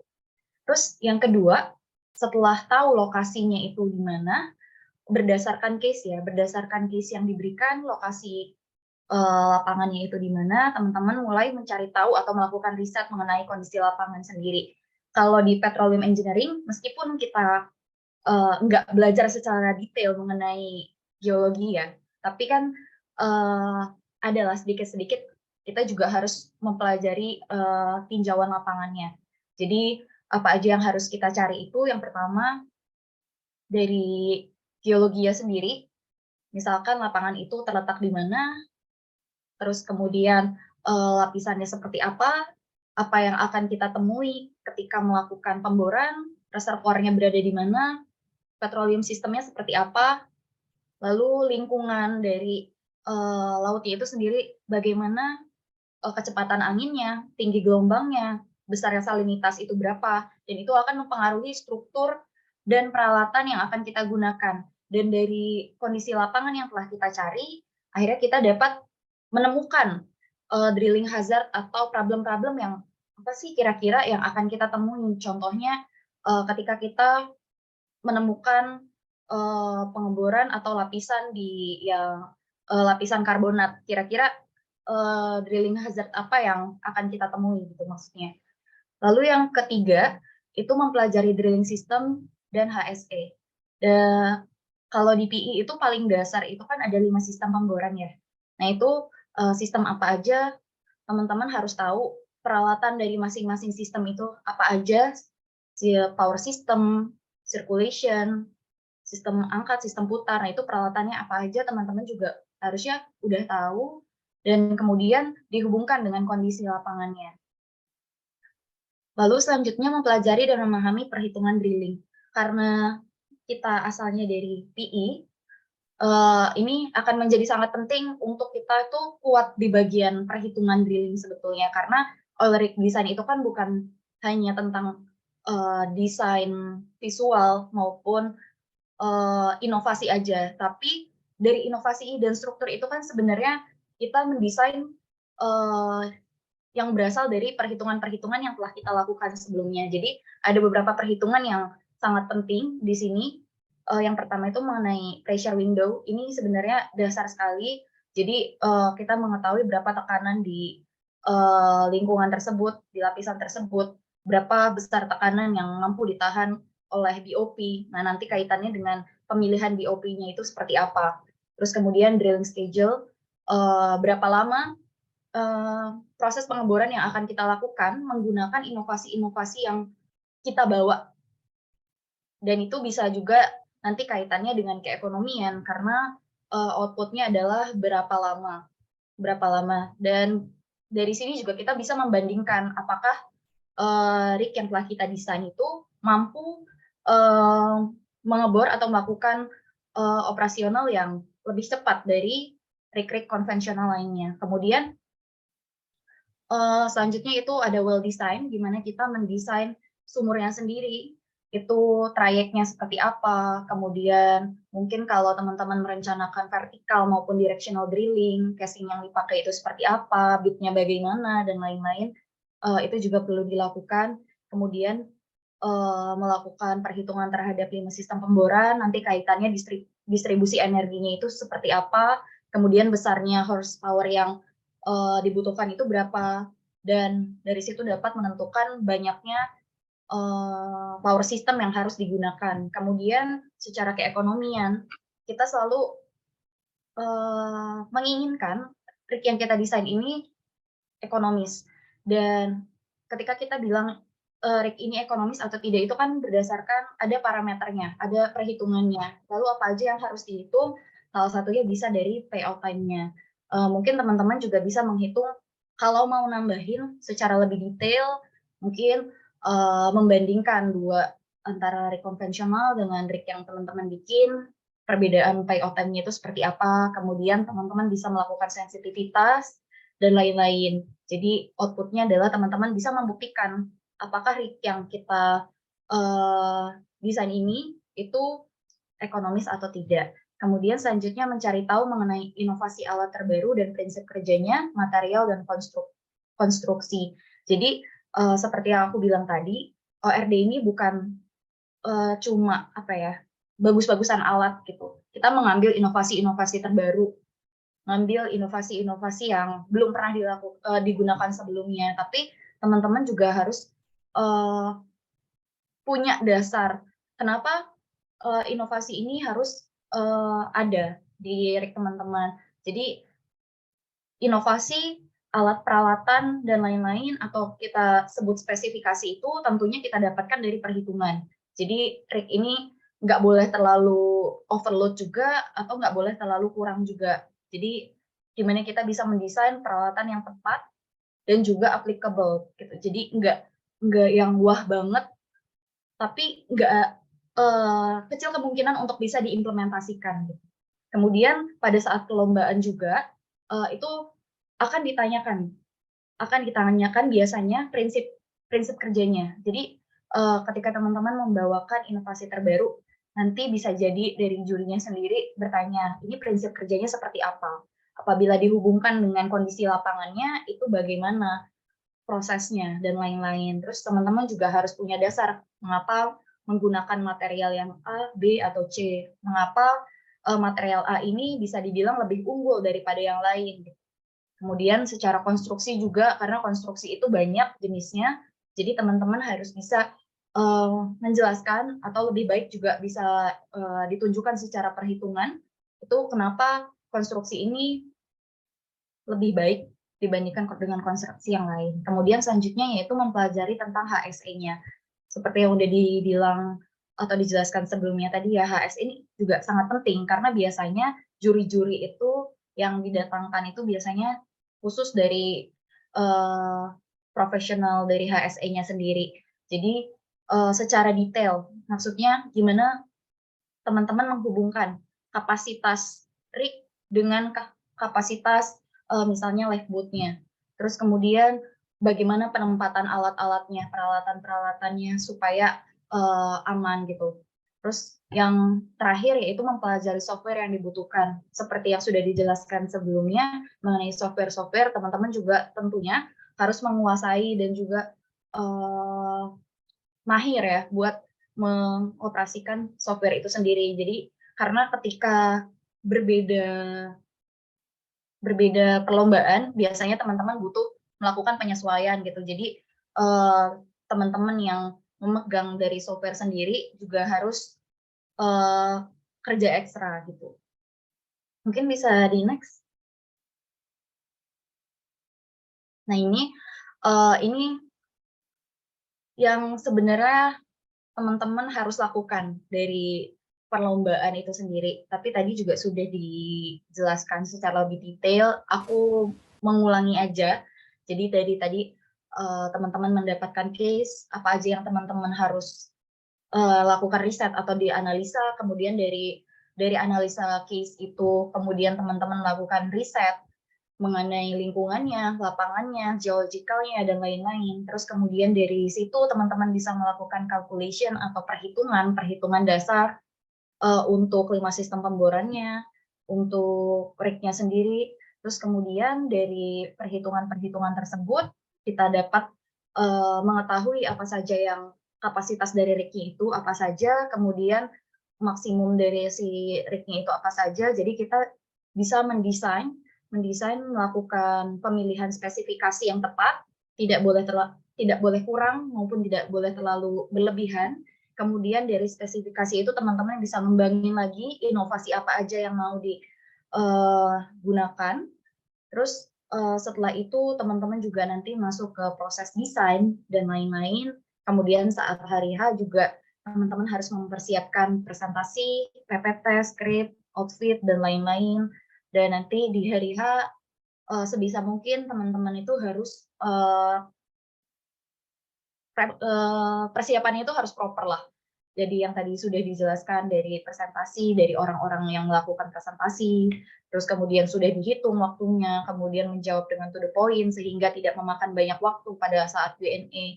Dan juga yang terakhir adalah selalu melakukan improve ketika jadikan lomba pertama maupun kedua maupun lomba selanjutnya itu sebagai wadah kita untuk belajar. Jadi selalu ada masukan dan saran yang diberikan oleh juri dan itu harapannya membuat desain yang kita buat itu semakin lama itu semakin baik. Jadi harus terus dilakukan improve berdasarkan masukan-masukan tersebut. Selanjutnya, nah ini ada beberapa referensi website atau teman-teman mau akses paper maupun jurnal yang biasa kami gunakan. Itu yang pertama dari GPT, dari One Petro. Biasanya One Petro ini banyak sekali referensi yang bisa didapatkan. Kemudian Science Direct, ResearchGate, Elsevier, kemudian Google Scholar juga banyak yang masih open access. Kemudian ada PubMed Central. Untuk di Indonesia sendiri itu repositori Trisakti dan jurnal engineering petroleumnya UIR. Nah, di situ teman-teman bisa akses. Tapi mungkin di sini kendalanya teman-teman keterbatasan akses mungkin ya. Tapi aku mungkin bisa kasih saran untuk paper-paper yang biasanya di bawah tahun 2020 itu masih bisa kalau dibuka secara ilegal dalam tanda kutip itu menggunakan Sci-Hub, terutama untuk One Petro, paper-papernya One Petro. Kalau ResearchGate ini lumayan banyak yang masih bisa di open access. Terus kemudian untuk nomor 8 dan 9 ini repository dan JEE ini teman-teman bisa mungkin harus lebih memilah sih karena kadang lebih banyak diambil dari kalau repository kebanyakan diambil dari tugas akhir atau skripsi anak-anak Trisakti. Tapi mungkin kalau yang GPT, One Petro, dan jurnal-jurnal yang lainnya itu udah melalui tahap seleksi dari penerbit gitu. Kemudian teman-teman juga mungkin bisa menanyakan dari pihak kampus atau jurusan karena biasanya jurusan sendiri itu punya akses secara langsung bekerja sama dengan jurnal-jurnal tadi untuk bisa mengakses paper-papernya. Jadi biasanya teman-teman bisa pakai email kampus itu bisa langsung terhubung ke jurnalnya secara gratis. Lanjut. Ini juga untuk referensi buku-buku yang teman-teman bisa pelajari. Mungkin teman-teman dari 2022 atau 2021 bisa baca-baca dulu mengenai pengantar teknik perminyakan ini yang diterbitin oleh Joko Pamungkas, kebetulan dosen kami. Di situ menurut aku pribadi udah cukup menjelaskan mengenai in general mengenai 5 sistem pemboran yang harus ada di operasi pemboran itu sendiri. Kemudian untuk yang applied drilling engineering mempunyainya yang Adam dan Niels J. Adams ini lebih banyak mengenai soal-soal drilling itu juga banyak dan biasanya yang populer dan banyak digunakan ini yang punyanya dari Neil J. Adams ini. Kemudian ada juga dari bukunya Parudi Rubiandini, yaitu teknik operasi pemboran. Kalau nggak salah ini juga nggak cuma satu, tapi ada lanjutannya. Jadi teman-teman bisa disesuaikan aja mau pakai buku-buku yang mana dan juga melihat ketersediaan akses dari internetnya sendiri atau sumber-sumber yang digunakan. Atau juga kalau ada referensi mengenai inovasi dan lain-lain, itu teman-teman bisa cari di website perusahaannya atau katalog-katalog alat dari perusahaan produsen peralatan, bisa pakai Schlumberger, NOV, Halliburton juga ada kalau nggak salah, terutama buat lumpur dan cementing. Jadi nanti bisa dicari-cari sendiri aja. Selanjutnya, ya, ini merupakan beberapa achievements yang telah kami dapatkan. Yang pertama dari Petroforia, tahun 2021 mengadakan di STT Migas Balikpapan. Itu kami mendapatkan posisi ke juara 3. Selanjutnya, ini juga untuk di PIPER bulan September tahun 2021 juga mendapatkan juara 3 juga yang mengadakan di Trisakti. Kemudian selanjutnya ini dari Oceano ITS dapat juara 3 juga, second runner up bulan November tahun 2021. Selanjutnya ini menjadi salah satu achievement yang berkesan menurut kami karena pertama kalinya mengikuti lomba yang mengadakan dari universitas luar itu oleh Universitas Teknologi Marasyah Alam di Malaysia dan mendapatkan champion bulan Desember tahun 2021. Selanjutnya, dan ini yang terakhir di Borais Universitas Pajajaran bulan Maret tahun 2022. Next. Mungkin untuk menutupi presentasi ini saya kembalikan ke Arul. Terima kasih. Oke, baik. Terima kasih semua teman-teman Meridian, Frento, Farel, Tarsila, dan juga Angel yang udah ngejelasin sangat banyak ya, mulai dari prosedur gimana membentuk tim, apa aja yang perlu dipelajari dan lain sebagainya. Nah, mungkin di sini yang jadi catatan untuk teman-teman yang mungkin berminat untuk mengikuti ORDC, tentunya akan sangat banyak waktu dan tenaga yang perlu dikorbankan, khususnya dalam persiapan untuk mengikuti perlombaan ini sendiri. Nah, mungkin oleh karena itu, teman-teman semua mungkin udah bisa menyicil, membentuk tim, mencari rekan-rekan siapa aja yang mungkin memiliki keahlian tertentu sehingga bisa direkrut ke dalam timnya.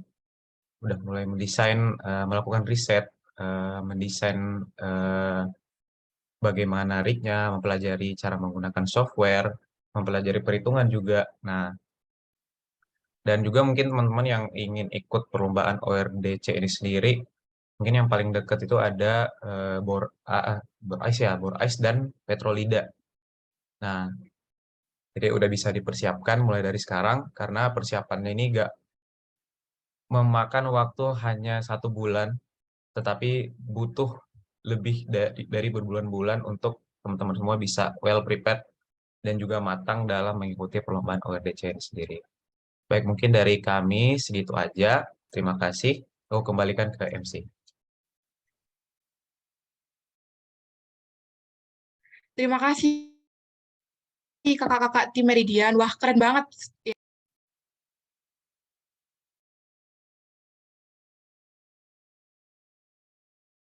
Terima kasih kakak-kakak tim Meridian. Wah, keren banget ya. Nah iya nih, udah dari banyak tuh kan panjang banget penjelasannya dan benar-benar informatif sih. Langsung kita lanjut ke sesi berikutnya aja ya.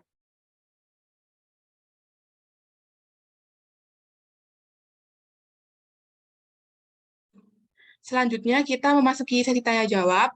Sebelumnya mau nanya nih ke kakak-kakak tim Meridian, pertanyaannya mau ditampung terlebih dahulu atau langsung dijawab ya?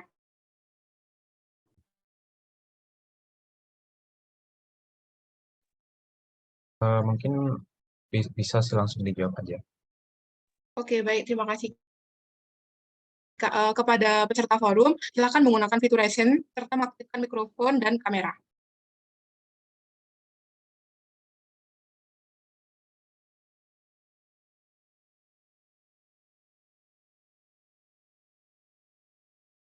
Baik, untuk yang pertama ada Calvin, dipersilakan untuk memperkenalkan diri dan dipersilakan untuk bertanya. Baik, apakah suara saya bisa didengar? Iya, terdengar. Perkenalkan, saya Calvin Santiano dari PN03 Universitas. Saya ingin bertanya mengenai budget planning. dalam lomba kan itu harus ada budget planning-nya. Bagaimana budget planning yang benar dan bisa dapat cost estimate yang tepat. Data harga yang untuk alat-alatnya itu diperoleh dari mana ya kira-kira? Apakah ada begitu kayak katalog-katalog yang menampilkan untuk alat ini harganya berapa gitu? Dan antara dana keseluruhan dari pembuatan rig, apakah kira-kira ada rules misalnya konstruksi rignya itu berapa persen dari biaya total? Terima kasih.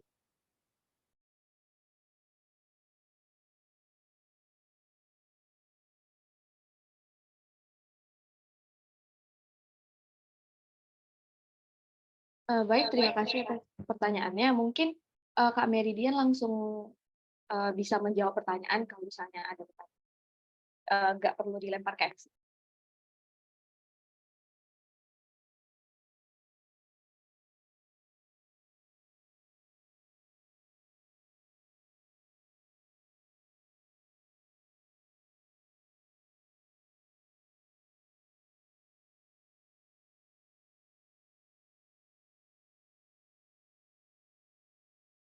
Oke, mungkin aku coba jawab dulu ya. Sorry ya, mungkin aku ingat pertama tadi pertanyaannya yang tentang budget planning ya. Ini maksudnya equipment rig-nya ya, perhitungan ekonomi analisis ya. Kalau dari kami banyak riset aja sebenarnya. Biaya-biaya peralatan ini bisa dicari di paper, bisa cari di buku-buku, ada biasanya. Sebenarnya kalau yang dari maksudnya yang up to date langsung dari spesifikasi perusahaan itu susah dicari karena memang itu sebenarnya data yang lumayan confidential. Jadi biasanya kita harus nge-reach out langsung ke engineer-nya dan lain-lain. Itu makanya kita mungkin agak kesulitan di sana. Tapi yang bisa kita lakuin adalah kita banyak-banyak cari paper tentang economical analysis tentang rig gitu.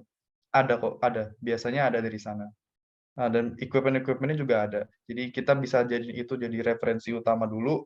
Nanti kalau bisa dibikin inovasi-inovasinya lain, cari juga inovasi yang ada economic analysis-nya juga gitu. Makanya banyak-banyak riset aja gitu. Terus yang pertanyaan kedua, sorry tadi aku kepotong, jadi aku nggak dengar.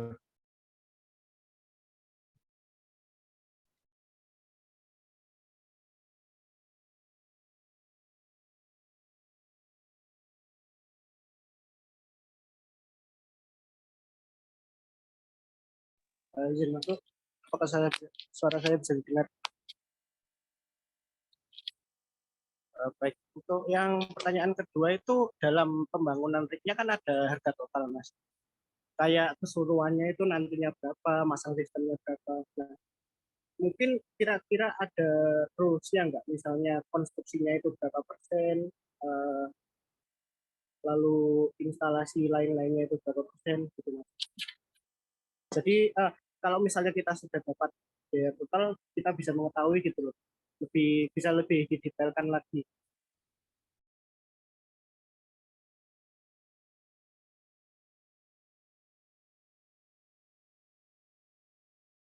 Oke, bisa dibilang kayak rule of thumb-nya lah ya. Mungkin kalau dari kami, tentang economic analysis itu sebenarnya nggak ada. Jadi kami sangat menyesuaikan dengan lapangan, seberapa dalam, terus kami juga menyesuaikan seberapa kompleks yang diperlukan teknologinya dan lain-lain, tapi seperti perhitungan economic analysis yang lain, itu ada parameter-parameter pentingnya di situ. Kayak IRR-nya seperti apa, terus return of investment-nya seperti apa, terus ada POT, payoff time-nya berapa. Jadi nanti dari parameter-parameter ini yang kita bisa tahu apakah ini ekonomis atau tidak. Tapi kalau dari secara cost, itu kan cost itu ada jenis-jenisnya ya, ada intangible cost, ada tangible cost, dan lain-lain. Itu sebenarnya tidak ada rule of thumb-nya, karena ini kita ngomong tentang ekonomi ya, jadi kalau ekonomi memang pasti ada vary, tapi dari parameter itu kita bisa lihat nanti itu bisa ekonomis atau tidak gitu. Gitu sih.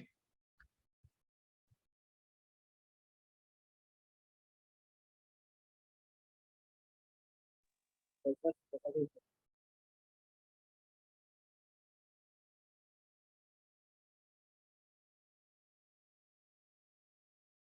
Oke, terima kasih pertanyaannya. Mungkin teman-teman yang lain dipersilakan untuk mengajukan pertanyaan ke kakak-kakaknya.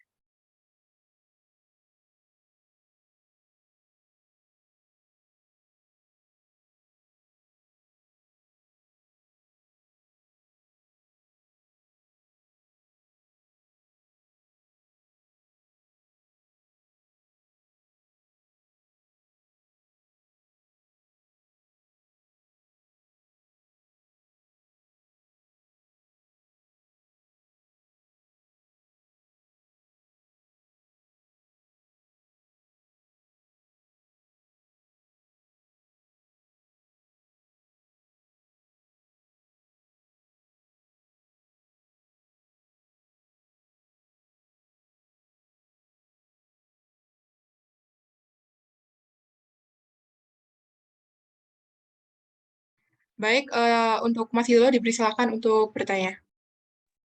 Baik, Teses. Mungkin sebelumnya terima kasih dari yang sudah kasih ini luang ini. Untuk tadi kan ada terkait data ya, terkait data lapangan yang digunakan untuk kegiatan lomba. Nah, ini terkadang misalkan ya dari kita ini perlu data, di mana data itu mesti datanya banyak ya dalam kegiatan lomba itu. Dan walaupun di search kadang kita cari dari jurnal ataupun dari lain itu terkadang masih ada data yang kurang gitu loh. Nah, dari Mbak dan Mas ini apakah apa ya, maksudnya ada cara atau lain yang untuk mendapatkan data? Biasanya kan data tersebut biasanya patokan ke data perusahaan lapangan, yang biasanya emang dari data lapangan langsung yang kita analisis atau dan nanti dijadikan secara langsung di data lombanya itu tadi. Nah, dari Mas Mbak ini apakah data yang digunakan di lomba itu emang full dari yang di-search lewat jurnal ataupun lainnya, atau memang ada maksudnya ada data yang diminta dari perusahaan tertentu yang sekiranya itu ya ada kerjasamanya atau mudah gitu aksesnya untuk mendapatkan data tersebut? Mungkin itu aja, Mas. Oke, makasih Mas buat pertanyaannya. Aku coba izin jawab. Biasanya data yang dimaksud mungkin lebih ke data lapangan ya. Biasa karena data lapangan itu yang mempengaruhi juga buat perhitungan dan lain-lain. Ya mungkin ada beberapa, biasanya lapangan-lapangan baru itu yang susah untuk ditemui data-datanya karena belum banyak penelitian atau paper-paper yang membahas mengenai hal itu. Dan itu juga salah satunya yang menjadi kendala kami. Tadi juga udah sempat di-mention ya, itu buat referensi data dan lain-lain. Jadi solusinya itu kan teman-teman itu tahu dari lokasinya. Biasanya disebutkan secara langsung lokasinya itu di mana, lokasi lapangannya itu di mana.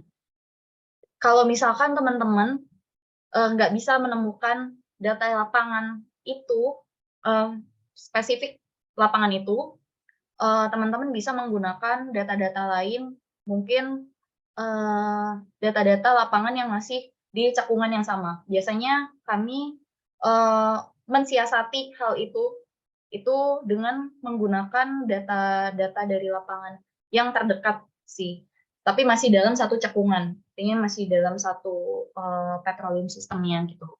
Jadi dari data-data itu, data-data yang ada, kita biasanya data-datanya itu bisa jadi nggak ada atau kurang lengkap gitu. Jadi biasanya kami tetap pakai data yang ada, yang kurang lengkap itu mengenai lapangan yang itu, tapi untuk melengkapinya kami melakukan riset dan membandingkan dengan lapangan-lapangan lain yang di sekitarnya gitu. Jadi contohnya kayak gini, kalau misalkan kita mau menghitung tentang pressure window. Nanti kan pressure window itu outputnya ke well design dan lain-lain. Kita nggak bisa menemukan data lapangan yang pressure setiap lapisannya, kan nggak bisa. Tapi bisa kita siasati kalau misalkan di case-nya atau di paper-paper yang menyebutkan tentang lokasi lapangannya itu nggak menyebutkan mengenai adanya high pressure atau abnormal pressure dan lain-lain, itu bisa kita asumsikan aja kalau misalkan lapangan itu berarti normal pressure-nya. Dan biasanya kan ada tuh kalau kita diajarin normal pressure itu berapa range-nya, terus kalau high pressure itu berapa, itu kalau yang lebih rendah itu berapa.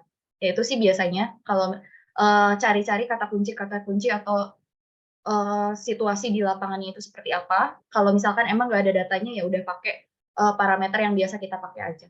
Tuh.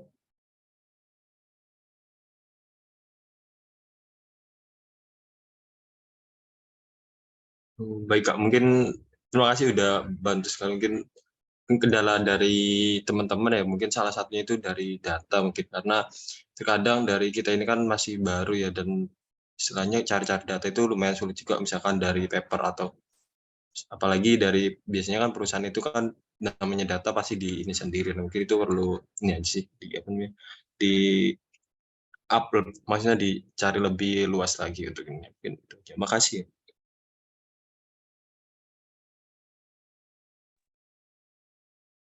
Baik, terima kasih Mas.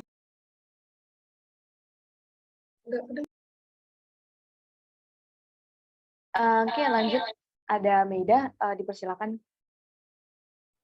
Terima kasih Esther atas waktunya, dan terima kasih kakak dari Meridian yang telah mempresentasikan materi tadi, sangat memberikan insightful banget.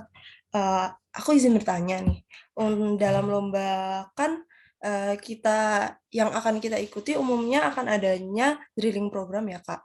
Nah, untuk pencantuman drilling program ini sendiri umumnya apa saja sih Kak? Apakah hanya mencantumkan casing mood, sense struktur drilling stringnya, ring control, atau recontrolnya gitu? Terima kasih.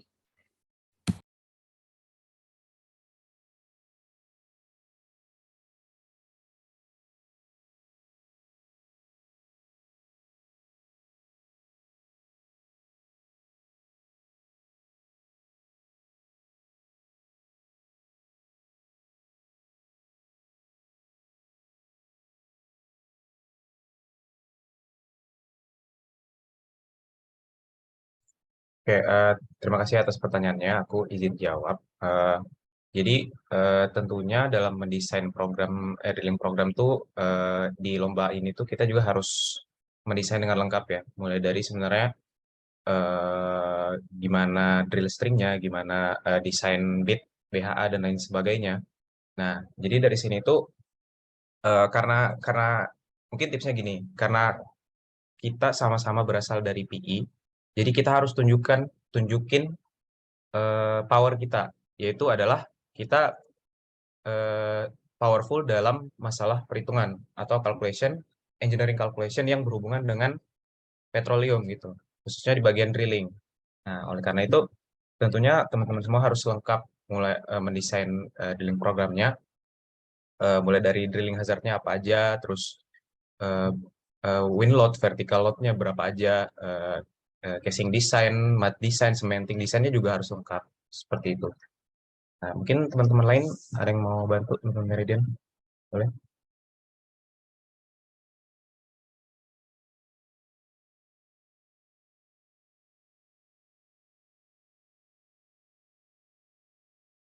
Mungkin nambahin dikit ya. Sebenarnya fokusnya ada 5 sistem pemboran. Sebenarnya kita ambil dasarnya aja. Dari 5 sistem pemboran itu kan pasti ada outputnya masing-masing ya.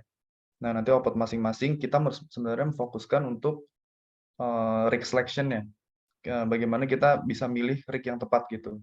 Pemilihan rig itu kan ada beberapa ya. Ada load-nya berapa, HP-nya berapa, perlu pompa berapa, dan lain-lain itu. Nanti perhitungan itu nanti hasilnya adalah untuk rig selection gitu. Jadi mungkin dasarnya dari 5 sistem pemboran itu aja sih. Dan mungkin sebagai catatan juga, sebenarnya ORD itu kan nggak mainly PI ya. Jadi karena yang dibilang tadi sama Arul, karena memang kita PI, itu yang kita tunjukkan sebagai strength kita. Jadi sebenarnya bukan sebagai dasarnya ORD, enggak juga, tapi itu jadi strength-nya kita aja gitu. Itu aja sih.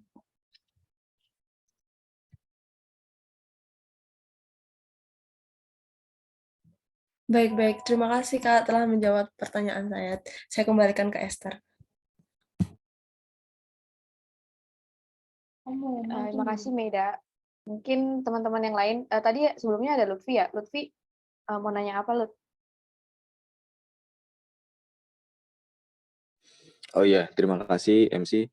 Sebelumnya kenalin aku Lutfi Rindra Salam, aku dari PN03. Aku izin tanya ya. Biasanya saat ORD sini kan ada tes apung ya kalau offline. Nah, kira-kira itu materialnya apakah harus sama dengan yang kita desain, apa bisa beda kayak contohnya pakai styrofoam. Nah, kalau misalnya kita pakai bahan yang beda, tentunya kan saat tes apung juga mungkin kekuatannya berbeda karena massa jenis dan load-nya itu juga berbeda. Nah, itu bagaimana, Kakak Meridian? Mungkin bisa dijawab. Terima kasih.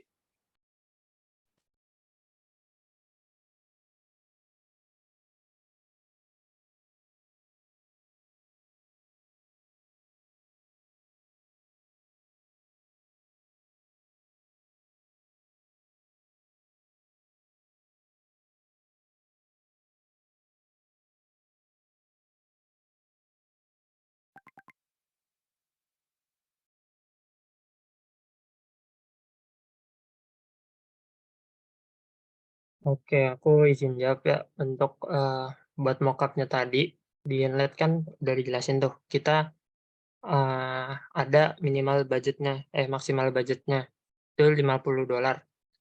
Nah, jadi kita buat mockupnya itu bahannya bebas bebas bebas aja. Yang penting nanti rig kalian itu, market kalian itu bisa nahan beban yang dikasih sama panitia nanti pas di float testnya. Nah, umumnya kalau dari referensi senior-seniorku terdahulu itu buatnya pakai styrofoam seperti biasa, sama untuk kayak penopang-penopangnya gitu untuk pakai kayu balsa. Jadi itu bakal ada trial and error dulu dari kalian untuk ngebikin rig-nya supaya rig kalian itu bisa mampu nahan beban secara maksimal. Ya contohnya di darat itu berat 250 kilo ya tadi. Kalau di air itu sampai dia sebelum si punturnya ini tenggelam gitu. Kurang lebihnya kayak gitu untuk float test nanti. Menjawab nggak kira-kira? Baik, Kak. Terima kasih sudah menjawab. Saya kembalikan Oke. ke MC.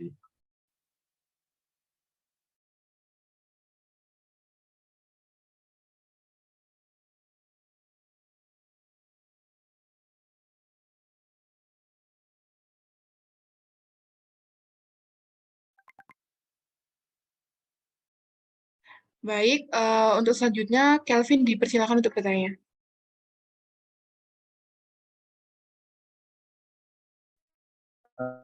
Saya ingin bertanya mengenai dalam waktu semakin keseriannya kan berarti gaya apinya semakin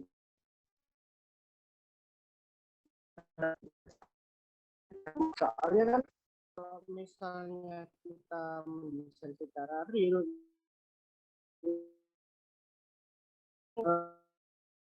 terlalu besar sehingga apa lebih nah itu pertanyaan saya, jadi apa desain kita atau berdasarkan pada Baik, prinsip untuk engineering Kelvin dipersilakan untuk bertanya. Saya bisa didengar. Oke, bisa. Tadi macet-macet soalnya. Oke, jadi apa untuk mockupnya itu kan apa pakai prinsip penggabungan, di mana apa semakin luas punturnya atau semakin besar punturnya itu semakin mudah.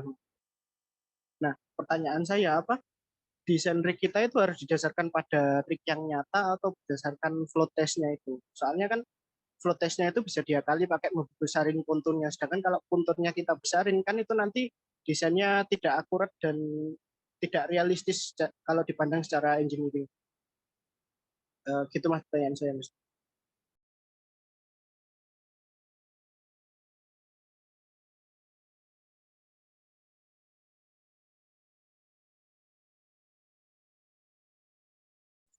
Oke, baik. Terima kasih atas pertanyaannya, Mas Calvin. Jadi dari setiap perlombaan itu mereka udah menyiapin spesifikasi mockup yang perlu teman-teman semua persiapkan. Mulai dari ketinggian total dari si mockupnya, terus panjang puntunnya, seberapa tinggi decknya dan lain sebagainya. Nah, seperti contohnya ini bisa dilihat semuanya di Inlet Ojib 2020. Nah, ketinggian total dan juga maksimum depth of deck-nya itu 5 cm. Nah, jadi ini tuh sebenarnya bukan asal-asalan angka ini didapatkan, tapi ini cuma berdasarkan skala. Jadi tetap eh, tetap desain mockup ini itu tetap menyesuaikan dari desain asli dari semi sub yang di luar sana. Tapi ini hanya dibuat dalam versi miniatur aja, yang tentunya bisa diharapkan nantinya bisa dilakukan uji beban dan uji apung. Seperti itu, Mas. Jadi bukan berarti pontunnya kita bisa akali jadi dibuat lebar aja supaya bisa gampang di plot testnya enggak, tapi dari panitia itu udah nyiapin berbagai macam spesifikasi mock-up-nya. Seperti itu, Mas.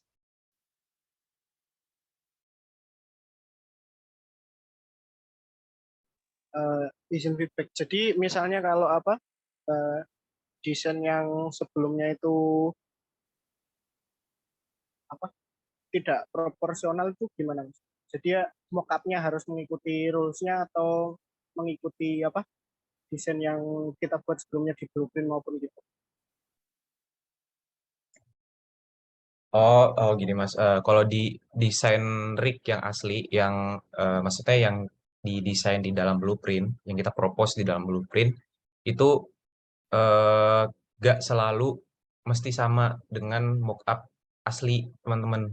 Jadi itu teman-teman semua bisa pakai skala aja, misal 1 banding berapa gitu untuk ukuran si mockupnya.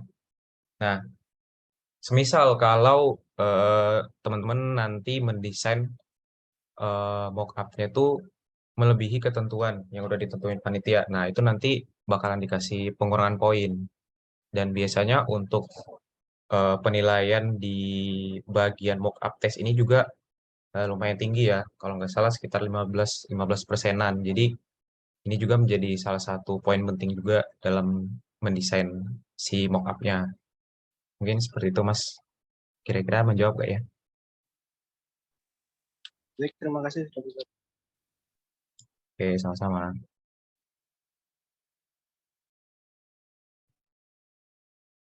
Baik, terima kasih Kelvin atas pertanyaannya. Mungkin dari teman-teman yang lain dipersilakan untuk bertanya lagi jika ada pertanyaan.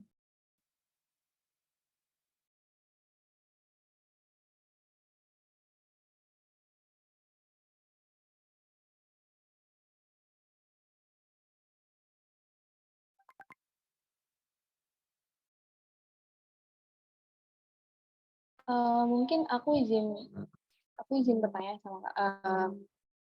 Jadi kemarin itu kan sempat ngikut pertama kali ikut lomba. Nah, itu sebenarnya dalam rig itu apakah diperbolehkan ada mooring system sama dyne post-nya atau baiknya cukup salah satu aja? Dan terus apakah versi dyne post yang terbaru itu adalah versi yang terbaik, kayak pilihan yang terbaik, atau ada kriteria tertentu dalam memilih dyne post tertentu juga?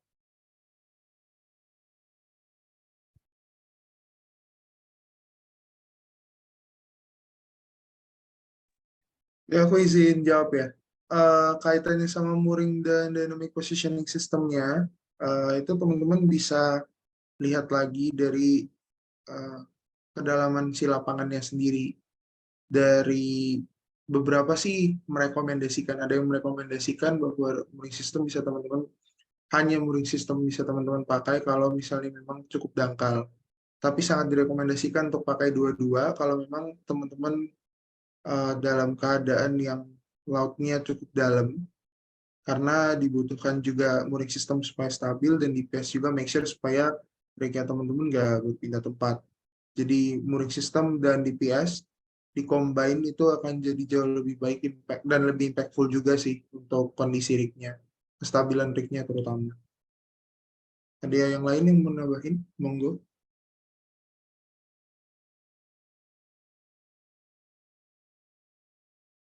izin nambahin, itu untuk DPS dan mooring system itu dilihat lagi betul sih dari kondisi lapangannya. Jadi nanti kalau misalkan ada memang water depth, terutama harsh environment-nya cukup besar, itu direkomendasikan untuk memakai dua-duanya. Nah, nanti untuk pemilihan mooring systemnya sendiri mungkin bisa dicari karena sebenarnya itu bukan berkaitan dengan perhitungan PI ya, tapi teman-teman bisa cari perhitungan dari mooring system, berapa banyak penggunaan mooringnya, kemudian derajat antara mooringnya sehingga menghasilkan kestabilan yang lebih baik, itu ada papernya, nanti bisa dicari aja.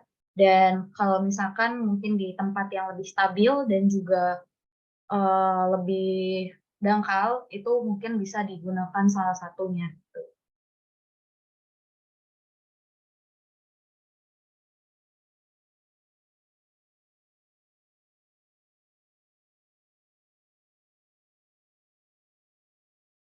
Jadi aku izin mau nambahin dikit juga ya. Mungkin teman-teman bisa lihat dari layar.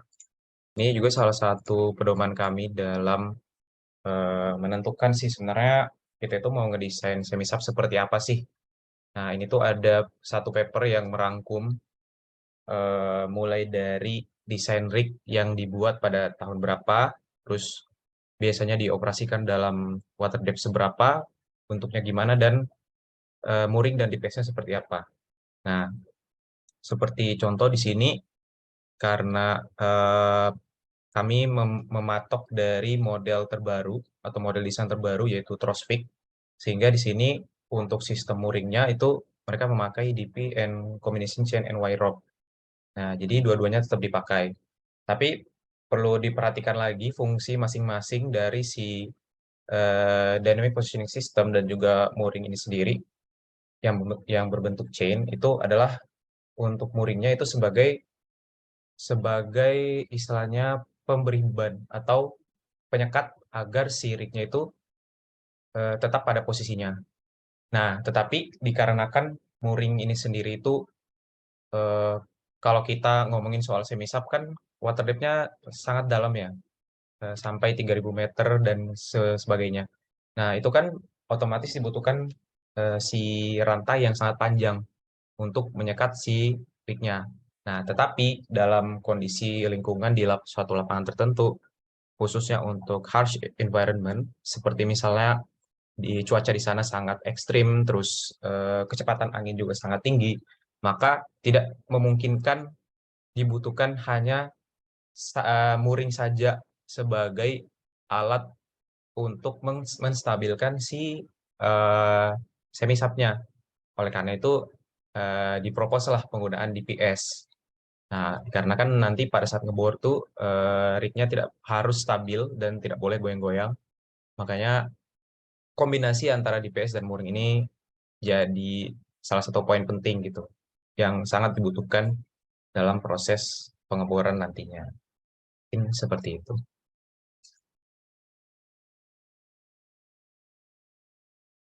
Baik, terima kasih Kak untuk jawabannya. Tapi sedikit feedback tadi tentang dynamic positioning-nya itu, apakah semakin updated kayak kan ada DP1, DP2, DP3 dan seterusnya, itu penentuan kita menggunakan setiap DP itu bagaimana?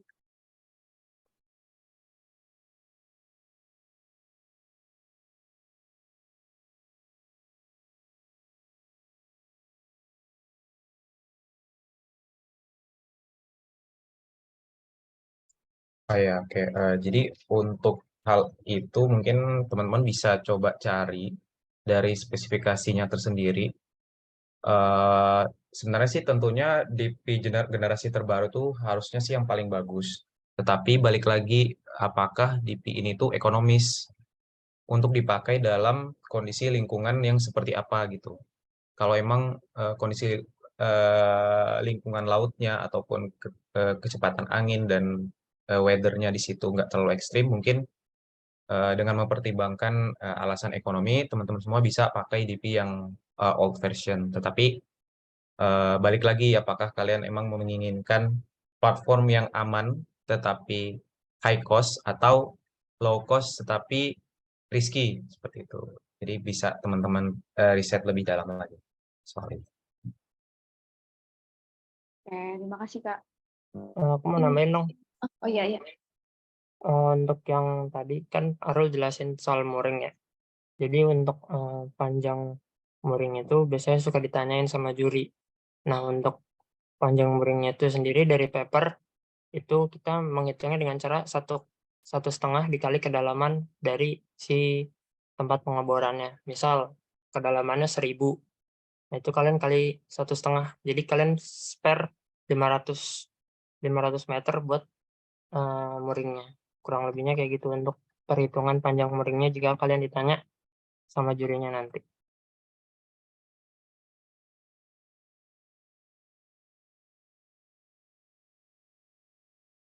Oke, terima kasih banyak Kak untuk jawabannya. Teman-teman yang lain ada yang mau ditanya kan dipersilakan.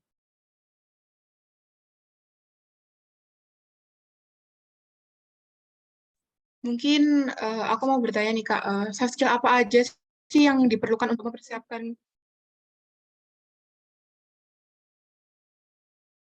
mungkin aku mau tanya nih Kak, mungkin soft skill apa sih yang diperlukan untuk mempersiapkan lomba oil design itu? Terima kasih.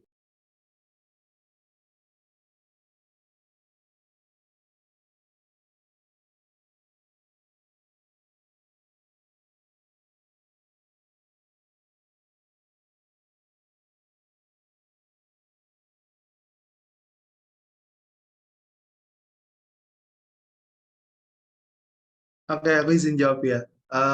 Kalau soft skill, tentu teman-teman bisa nyesuaiin sama pembagian dari masing-masing job desk-nya teman-teman. Teman-teman bisa nyesuaiin dari kemampuannya yang bisa 3D editing videonya, teman-teman yang bisa ngedit video, kemudian juga editing secara blueprint, itu soft skill yang penting banget. Jadi kayak balik lagi kayak yang kita bilang sebelumnya, percuma kalau misalnya timnya pinter semua tapi nggak ada yang bisa ngedit misalnya, atau nggak ada kemauan untuk belajar ngedit dan sebagainya. Itu tuh nggak terlalu bisa ngebantu. Terus juga teman-teman bisa punya soft skill yang ke arah teman-teman berbicara dalam menyampaikan kelancaran teman-teman dalam berkomunikasi dalam bahasa Inggrisnya teman-teman, karena perlombaannya kan fokusnya banyakkan kepada kita menyampaikan secara bahasa Inggris, terutama juga untuk presentasi, untuk Q&A, untuk bisa efisiensi waktu dalam menjawab juri juga. Itu yang teman-teman harus bisa latih dengan baik.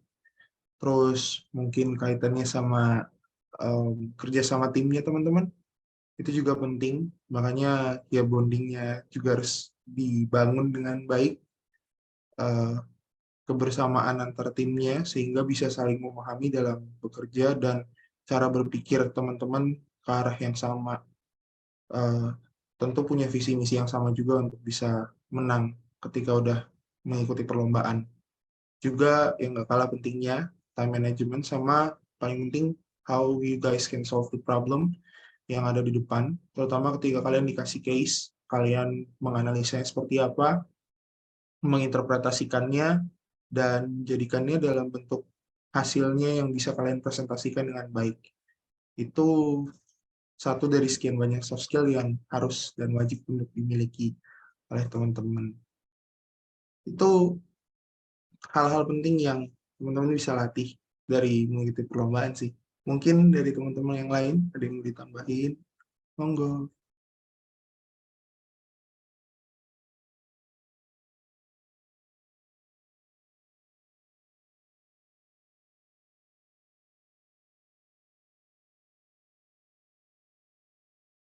Ya, mungkin udah cukup sih.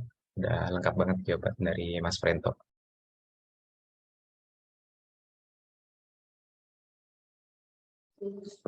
Terima kasih atas jawabannya dari kakak-kakak Meridian Team.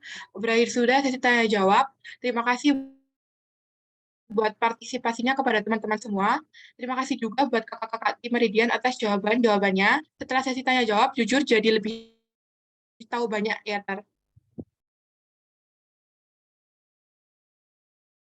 Iya, setuju.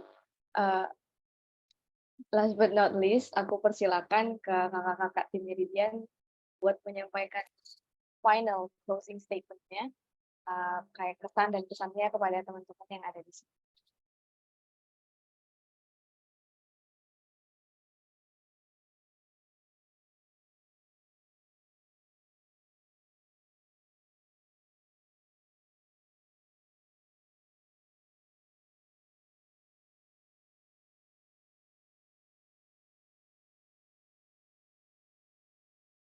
Oke, mungkin dari aku untuk closing statement tuh sebenarnya kalau mengikuti perlombaan tuh atau kalau kita tuh pengen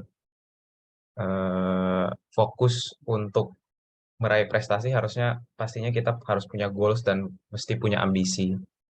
Nah, jadi teman-teman semua nanti jangan sampai kalau mengikuti perlombaan tuh ketika mungkin menang 1-2 lomba tapi tidak improve ataupun tidak mengevaluasi hasil-hasil dari perlombaan sebelumnya. Itu. Nah, mungkin hal-hal itu tuh salah satu hal yang penting yang menjadi parameter kenapa orang-orang itu cepat puas dengan pencapaiannya. Gitu. Jadi mungkin balik lagi ke kata-kata cepat puas itu ya, jangan cepat puas dan juga terus berusaha karena kita juga mesti mengorbankan waktu seiring kita juga mengikuti perkuliahan, kita juga harus mempersiapkan waktu untuk perlombaan ini seperti itu. Mungkin dari teman-teman kalau ada tambahan.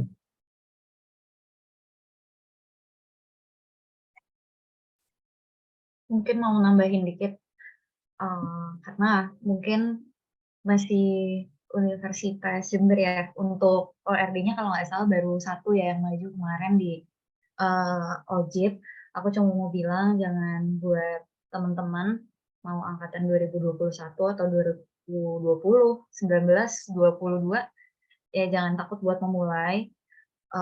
Diyakinin aja, learning by doing, banyak-banyakin riset, mulai dicicil, mulai dipelajari, dan semangat terus lah pokoknya.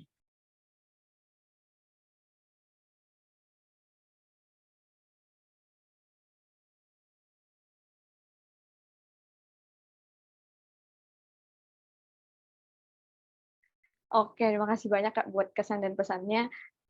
Dan aku juga mau nanya ke kakak-kakak Meridian, mungkin teman-teman di sini yang malu-malu ya ngomong di forum besar kayak gini, gimana sih cara bisa tetap berkomunikasi sama kakak? Mungkin ada kayak sedikit mereka kebingungan gitu tentang ORDC dan mau konsultasi tuh cara menghubungi kakak-kakak itu gimana sih? Mungkin di spill kali ya.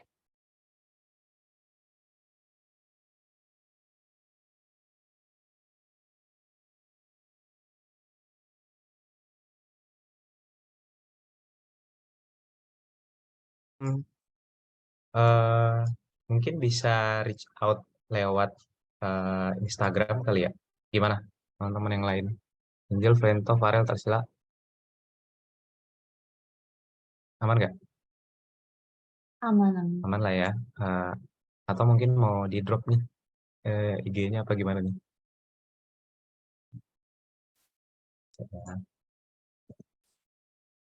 Gue drop aja ya ID Instagramnya di sini. Nah, oh ya, untuk teman-teman semua jangan sungkan ya, langsung aja di DM, santuy kok. Apalagi Abang Frento nih yang paling santuy ntar kalau teman-teman semua mau ngechat. Bebas, aman aja.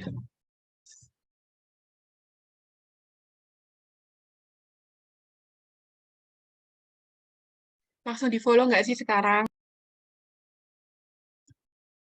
Boleh banget, boleh banget. Abang Prento soalnya udah keluar-keluar nih dari tadi. Wah, followers gue nambah nih, kata Abang Prento tuh.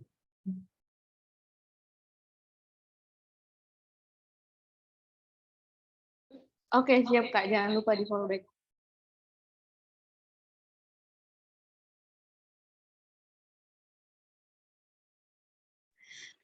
Terima kasih banyak sekali lagi aku ucapkan ke kakak tim Meridian. Semoga pesan-pesannya dapat kita aplikasikan dan menjadi lebih semangat untuk ikut lomba, gak cuma oil rig, desain, tapi juga lomba perminyakan lainnya. Nah, sebelum kita berpisah nih, alangkah baiknya kita mendokumentasikan momen hari ini. Teman-teman dipersilakan untuk mengaktifkan kameranya. Jangan lupa berproses sesuai aba-aba. Kepada panitia yang bertugas, aku persilahkan.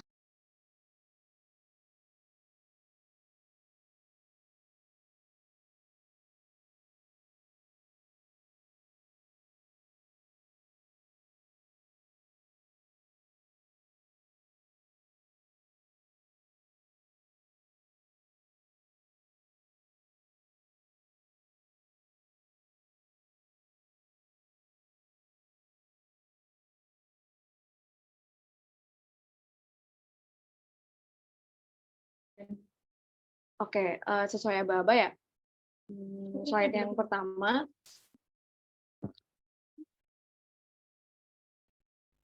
Slide yang pertama, 1, 2, 3. Oke, slide yang kedua, 1, 2, 3.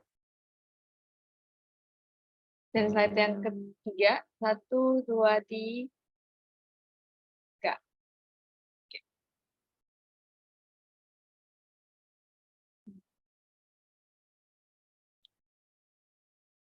Berakhir sudah sesi dokumentasi kita pada hari ini. Terima kasih atas partisipasinya dan sekali lagi tidak henti-hentinya aku mau ngucapin terima kasih buat kakak-kakak dari tim Meridian yang udah mau ngeluangin waktunya yang sangat berharga di tengah-tengah skripsi untuk berbagi informasi ke kita hari ini. Semoga dengan berakhirnya acara hari ini menjadi pembuka komunikasi yang baik antara teman-teman di sini dari Teknik Perminyakan Universitas Jember dengan kakak-kakak sekalian dari UPNV Yogyakarta. Sampailah kita di penghujung acara, aku mewakili panitia mengucapkan terima kasih banyak atas partisipasinya dan mohon maaf apabila ada kesalahan kata dan perbuatan selama acara berlangsung. Aku, Esther, dan rekan aku, Anissa, izin pamit undur diri. Sampai jumpa, bertemu lagi di lain kesempatan. Kami ucapkan selamat menunaikan ibadah puasa. Minal aidin wal faizin, mohon maaf lahir dan batin. Wassalamualaikum warahmatullahi wabarakatuh. Selamat siang. Waalaikumsalam warahmatullahi wabarakatuh. Terima kasih Mas Mbak dari Meridian. Terima kasih teman-teman panitia. Terima kasih teman-teman panitia. Terima kasih Mas, Mbak.